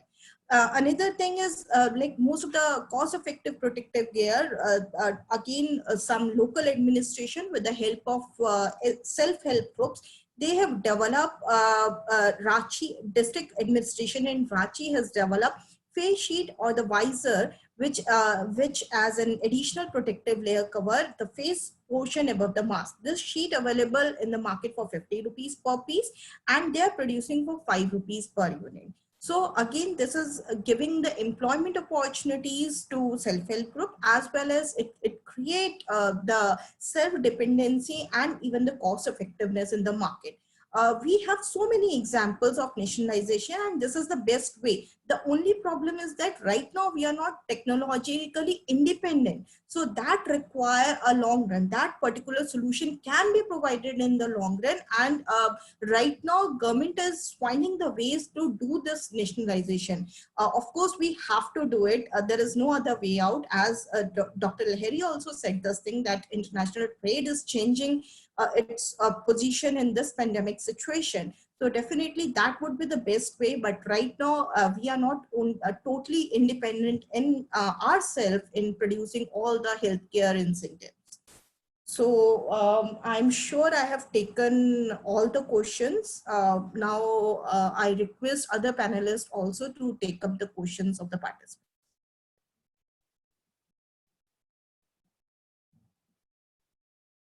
Yeah, this is regarding my presentation, the questions related to it. Vishaka, can you hear me? Yeah. Yes, you're audible. Yes. So the first question says that after the lockdown, migration may or may not reverse. So how will the future labor market shape the economy? So that's what the understanding is, that there are huge amount of laborers that who have gone back to their villages, and many of them are left behind. Okay, so after the lockdown, it all depends how the situation is, whether they are going to go back to the villages. It all depends upon the policies of the government and how they are going to handle the market. Right now, the market will not function without the government intervention. Government intervention is hugely required to pick up the demand side and everything, boost up the demand side, and definitely to create jobs and skill. So my understanding is basically the ones who have gone back should be absorbed in with the package of the structure which we were talking about, a combination of skill, technology, social resources, and social development. With that package, they should be retained, because the fallout says that the already this distorted system we are running with the informal sector, that has to be done away with. So the efforts of the government should be towards to remove the negativities which were existing earlier, so that we do not fall into the same trap if any calamity happens. This is not one, we've just started. It could be another one. Okay, so we have this uncertainty. This is just a shock, external shock, and external shock can come anytime. So we have to prepare resilience in many ways. First of all, the resilience should be there for health facilities, and resilience for the structure to absorb any kind of a shock. So these things have to be worked out, along with settling down the labor which is left behind, and settling down the labor in a long-term perspective, the people who have already gone back, strengthening the rural areas with their self-sustaining model. The other question says that, at this time, do you think that the agriculture and agro-based industry should be supported more behind the jobs to the migrant labor, more for providing jobs? So subsidy in the sector is must. Yeah, when I was talking about agriculture subsidy, and we was criticizing that, we were doing it from the economic angle because they were not reaching it. Now, I was taking the critical viewpoint for all the theories, and I was discussing them. So basically, the idea which I, through my lecture, I have transferred or I communicated, is that the welfare economics, the part of welfare economics which says that settlement of people, settlement of rural, more concentration of the rural areas in terms of health and expenditure should be the priority of the government. As far as current situation is concerned, definitely wherever subsidies are required, they have to be there, because government intervention is the only way to support the current situation. It's an external shock. Once again, I'm telling you, it's an external shock. It has to be taken care of by government itself. And the third point, which says that this is a very interesting question. COVID capitalism is flirting with socialism. Globally, right-wing governments are bringing back the welfare state. Would it be lasting legacy of the crisis? Yes, socialism is coming up. There is no alternative with the government apart from going to socialism. And according to me, for making it sustainable, okay, you talk about welfare state in the current situation, and as soon as we get back to normal, you become capitalist. The point is, when the economy will restart, they will be difficult to maintain socialism, according to me, because we will be the way we will be sacrificing environment, we will be sacrificing welfare, because we will be only concentrating on growth. Everybody will be catching on growth. So according to me, it is not sustainable models which countries are right now. Again, they are basically giving a kickstart, and that is why they're landing up with the trap of welfare model. But for it to be sustainable, my idea is that one has to think about, if the sustainable model is implemented at the localized level or the decentralized level, which is a self-sustaining setup, then only it is going to be sustainable. Otherwise, if you're thinking from the center side, it is not going to be sustainable. It is for the time being, and definitely as the economies pick up, they will not thinking about welfare again. Thank you so much.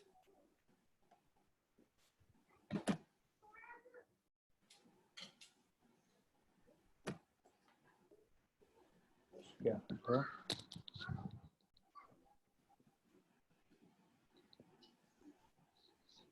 Where is Vishakha? Anjan, you are saying something? Or? Do you have more questions to Hannah?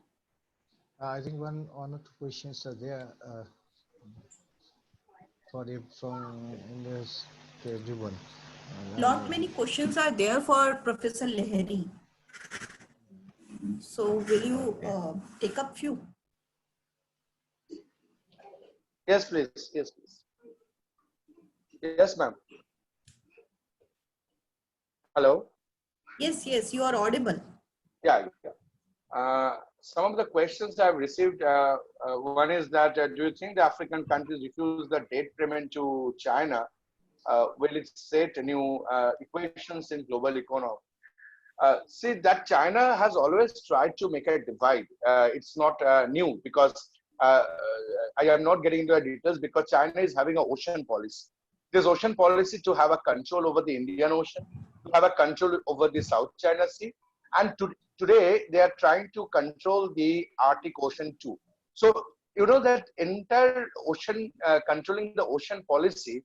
While controlling the oceans, they are also taking into account the African continents. Now, it is also surprising that when Yuan is getting affected, Beijing and Shanghai is not getting affected in that way. When Mumbai is getting affected, northeastern part of India is not getting affected in that way, particularly the far northeastern states. Then also when the countries like Italy, Great Britain, those who are having some sort of problem with the European Union, they are not getting, they are getting affected. Many of the countries are not getting affected in that way. When New York is getting affected, the other parts of USA is not getting in that way, getting affected in that way. So China, if China is involved, I'm not ignoring the sense of China's involvement in the COVID-19 pandemic right now. But at the same time, these African countries, they are in China's confidence. What China will do, as I've already mentioned, that they have a very closed policy. Only thing they can do that they can give some declaration over Twitter or some other accounts. But China will never lose the African countries to have a control over the next post-COVID-19 world order. Because in the post-COVID-19 world order, there would be certain changes in the entire equation that we have witnessed so far. Whether China, India, USA, they will remain apart from each other. That is a very important question. But if necessary, China can waive their loans too. But that will not come in the public front as far as my understanding goes. Now, the second question that is coming, that whether regional organizations are going to stay or not. This is a very important question that we tried to have regional organizations in 1991 formally through Lucas policy, and now the present government is reconceiving it as the Actis policy. But what we have seen that many of the regional organizations initiative, like K2K, Kumling to Kolkata initiative, it remained in 1.5 diplomacy. It never attended the fast track diplomacy. It was earlier track 2 diplomacy. Now, even if you see the national highways, the Asian highways, that is going from Golaghat, crossing Imphal and reaching Myanmar, you will find the roads on the Indian side, only 2 small cars can go. But these roads are basically meant for having a wide coverage of 4-wheeler lorries for carrying goods. But on the other part, in Myanmar, you will find this interesting that these roads are very huge roads made by China. So China will obviously try to have a limited control over the Asia Pacific countries, because most of the Asia Pacific countries, they don't like China, but they cannot ignore China too because of China's different policy. Because China's dollar diplomacy, that how they're reserving the dollar, China's missile diplomacy, how they're producing the missile, it is not known to anyone. So they are cautious, but at the same time, it would be difficult for India to have a better understanding, because we don't know that how Bangladesh should react towards China or India after the post-COVID scenario. How Pakistan will react, because these are very, very difficult questions to answer because SARC has failed as a regional organization.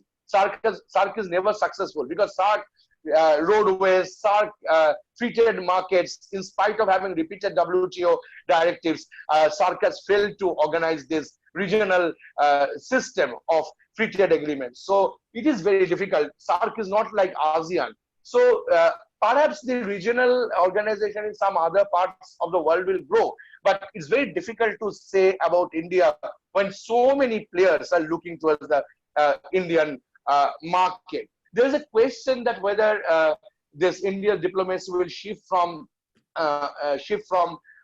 capitalism to socialism. In principle, we are a socialist state. From the perspective of preamble, we are a socialist state. But as I've already mentioned in my lecture, that after 2012, and was Ms. Sharma has also pointed out, that there is a capitalist kind of diplomacy, because the leaders of the world, whether it's Narendra Modi in India, whether it's Trump in USA, whether it's any other Kim in North Korea, or Xi in China, everyone is similar. The kind of the policy they try to follow is similar, because there is not a definite articulation in the policy for what we are suffering today. Because this is really, really very interesting, that we have to shift towards a very state-centric economy.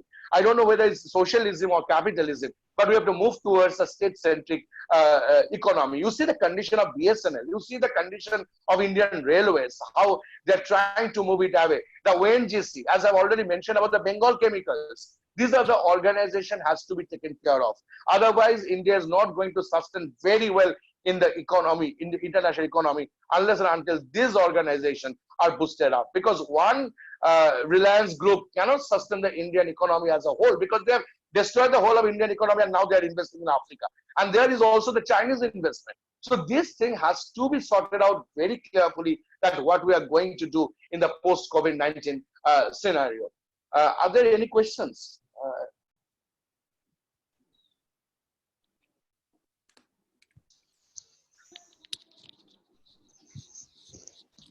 So there is a question that in the age of corporation politics, why there's a possibility of fading away regional organization? I mentioned this.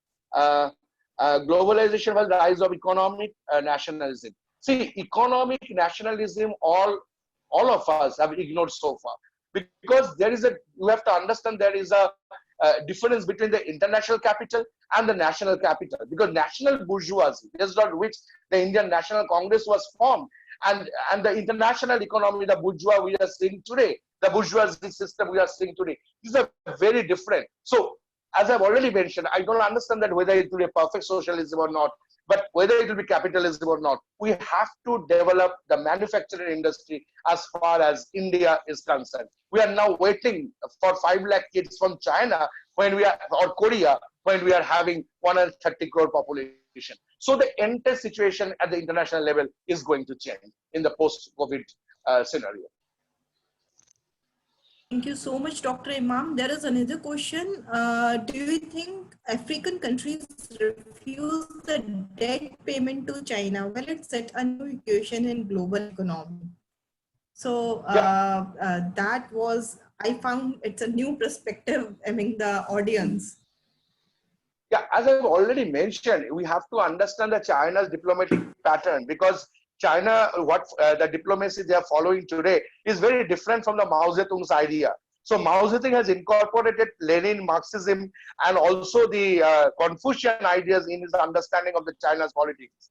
But what we see today from the diversion of the basic theoretical understanding of framing a nation, they are more concentrating on the Junji's art of war, that is the Middle Kingdom theory, that China feels that they are at the center of the world civilization and they are controlling the world. Similarly, the same thing they did at the time when the COVID-19 just came out in Wuhan. Now, another important, the theory of China is encircle your enemy from outside. So when you are conceiving this kind of issues, they will just have a negotiation with the friendly nations, and they will also promote the bourgeoisie all over the world to say in their favor. We have to remain alert in this case. So they can just waive the debt from case to case. But they are not going to waive the debt thoroughly, because China is not going to do that. Because when India has said that we are restricting the direct FDI in India yesterday or day before yesterday, when we declared that, China is not happy with this kind of policy. So what we need to do is to understand China, because understanding China, they don't have any common statement at the international stage, even when we are facing this kind of problem. So we have to understand China. One philosophy is that Middle Kingdom theory, encircle enemy from outside. So for this, whatever China need to do, they will do, but they will waive the loan from country to country basis, from individual to individual basis. As I also mentioned, as I've already mentioned, that China is having a huge investment in India too. In many of the companies which portray themselves as the nationalist bourgeois, they are having the Chinese investment with them. So this is the very difficult question. And again, you see the Bangladesh. They have invested in the Bangladesh Metro Railway. In Gujarat, China has invested in the Metro Railways. So these are the things we have to take care of, that how to build up our manufacturing industry. So this is really ridiculous that we are not able to produce PPP kit also for a 130 crore population. So this is the thing that China will waive. Obviously, they will waive loans to their favorable nations. Now, China will also get into this kind of dialogue, that if you support me, I am waiving your loans, and to the individuals also. And all over the globe, they will keep their agents to say in favor of them. Thank you so much, Dr. Imam, for such a good insight. Now I would like to invite Dr. Anjan to... So there are questions like to all panelists, there are some questions and some specific question is that food stock, any statistics is available. Now the question is that now whatever data is available before me, it is 30.97 million tons of rice, 27.52 million tons of wheat, and paddy is 28.7 million tons, and I would like to ensure that that is sufficient enough to feed the people for at least 1 year. So our next kind of a farming session is just we are waiting for that. It's whatever procurement has been taken place. So based on that procurement, so here I would like to add that government should kind of when this procurement will take place for this particular session, they can expand the procurement, number one, and question of the minimum support price also, that generally gives a kind of a incentive to the farmers who cultivate. That minimum support price also government should think very seriously, that can directly benefit the cultivator. So therefore we have adequate food grains at the first instance, and there is we can increase our buffer stock I think this is the period where the procurement can take place.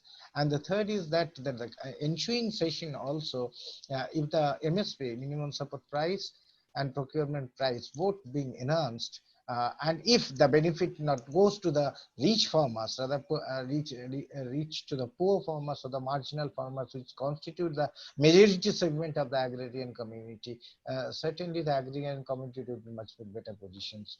And one more question is that to all panelists, the COVID crisis providing a test case for contrasting social models, as governments across the world are striving to cushion the economies from the shock. According to you, which social model is the best?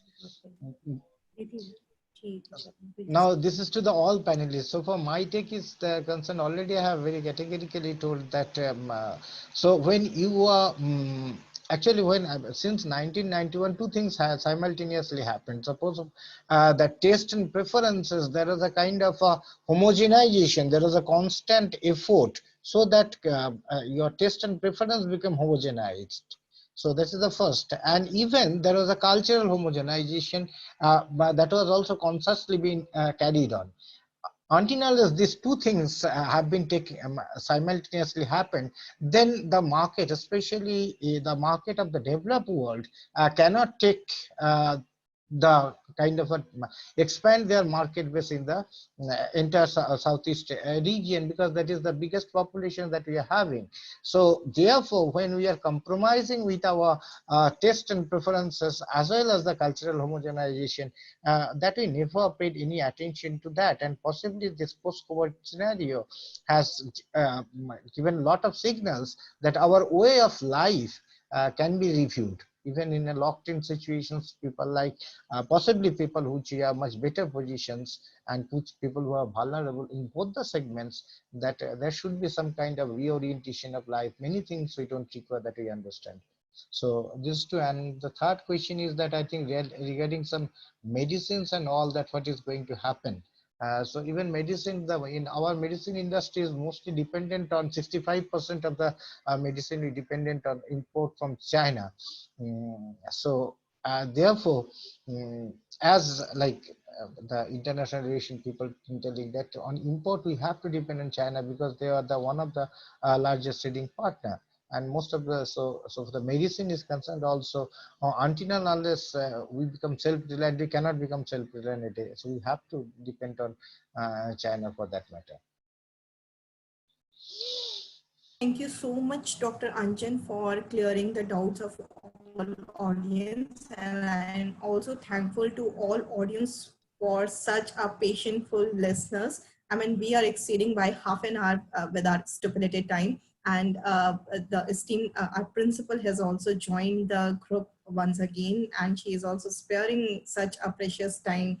So now I suppose all the questions are answered. I would just like to say that this has been an extremely informative and very interesting session. When you had initially mooted it for 2.5 hours, I thought it was too long, but now even 3 hours seem as if, we can still go on for some more time. And it's been a wonderful effort. Perhaps we could do a series of these with the same panelists and, carry this forward later. Sure, Thank you sure. all. Thank you very much. Thank you so much, ma'am. Thank you for such inspiration and giving us permission to conduct such kind of knowledge sharing thing. Thank you all the panelists who have spared such a precious time and share their views on this particular pandemic, which has the different perspective. One particular person or one particular expert cannot see the all impacts on all sectors. And thank you so much for all patientful listeners who have spared. We are exceeding the time and they are such a patientful listeners. Thank you so much, everyone. Thank you very much. With these words, I want to end up the meeting right now and hopefully to see the series of such webinars in the coming future.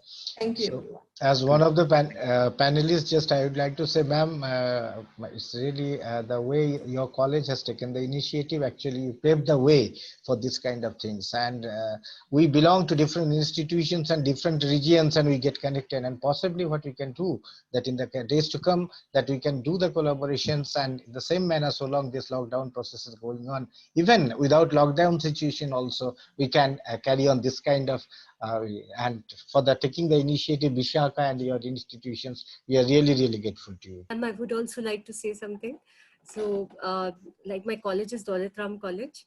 So probably we can collaborate with one by one to the South and to the Delhi, all the colleges interested to tap in. Basically, our idea was to tap in maximum students and involve them with the queries and with the questions. It is very important for the new generation to realize that what we are facing right now, for the future, they do not face. And all the corrections are made at the right time. So we are in a better future. So let us just tap maximum students as much as we can through our this platform. So this is the idea. With this idea, I will really thank you for inviting us. Can I say something? Sure. Yeah, in the same line, what Anjunda and Ms. Pooja Sharma has said, that we can have a WhatsApp group with the participants who joined us today. And also we can have a bigger conference when we can see each other personally. And we can do it either in Jadavpur University or Delhi University or any other college, in Vivekananda College in Delhi. So that would be good initiative. So we can start it right now. We can, by the next year, we have an organization that is JIR, the Jadavpur Association of International Relations, and we are mostly funded by the Ministry of External Affairs. So we can ask for some funding to have a big conference sometime next year. And we can have a group and we can just initiate the process now.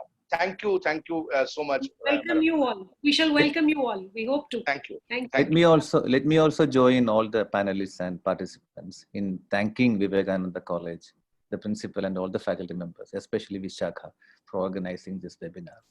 And as panelists said, we hope to continue this webinar series, and we are really happy to be part of these programs. And I am from Kerala. We will, so I can also organize programs involving students and other experts from South also. Thank you. And your presence, the principal ma'am's presence was really inspiring. Very informative for me. Thank you. Thank you. Thank you so much. Thank you so much, everyone.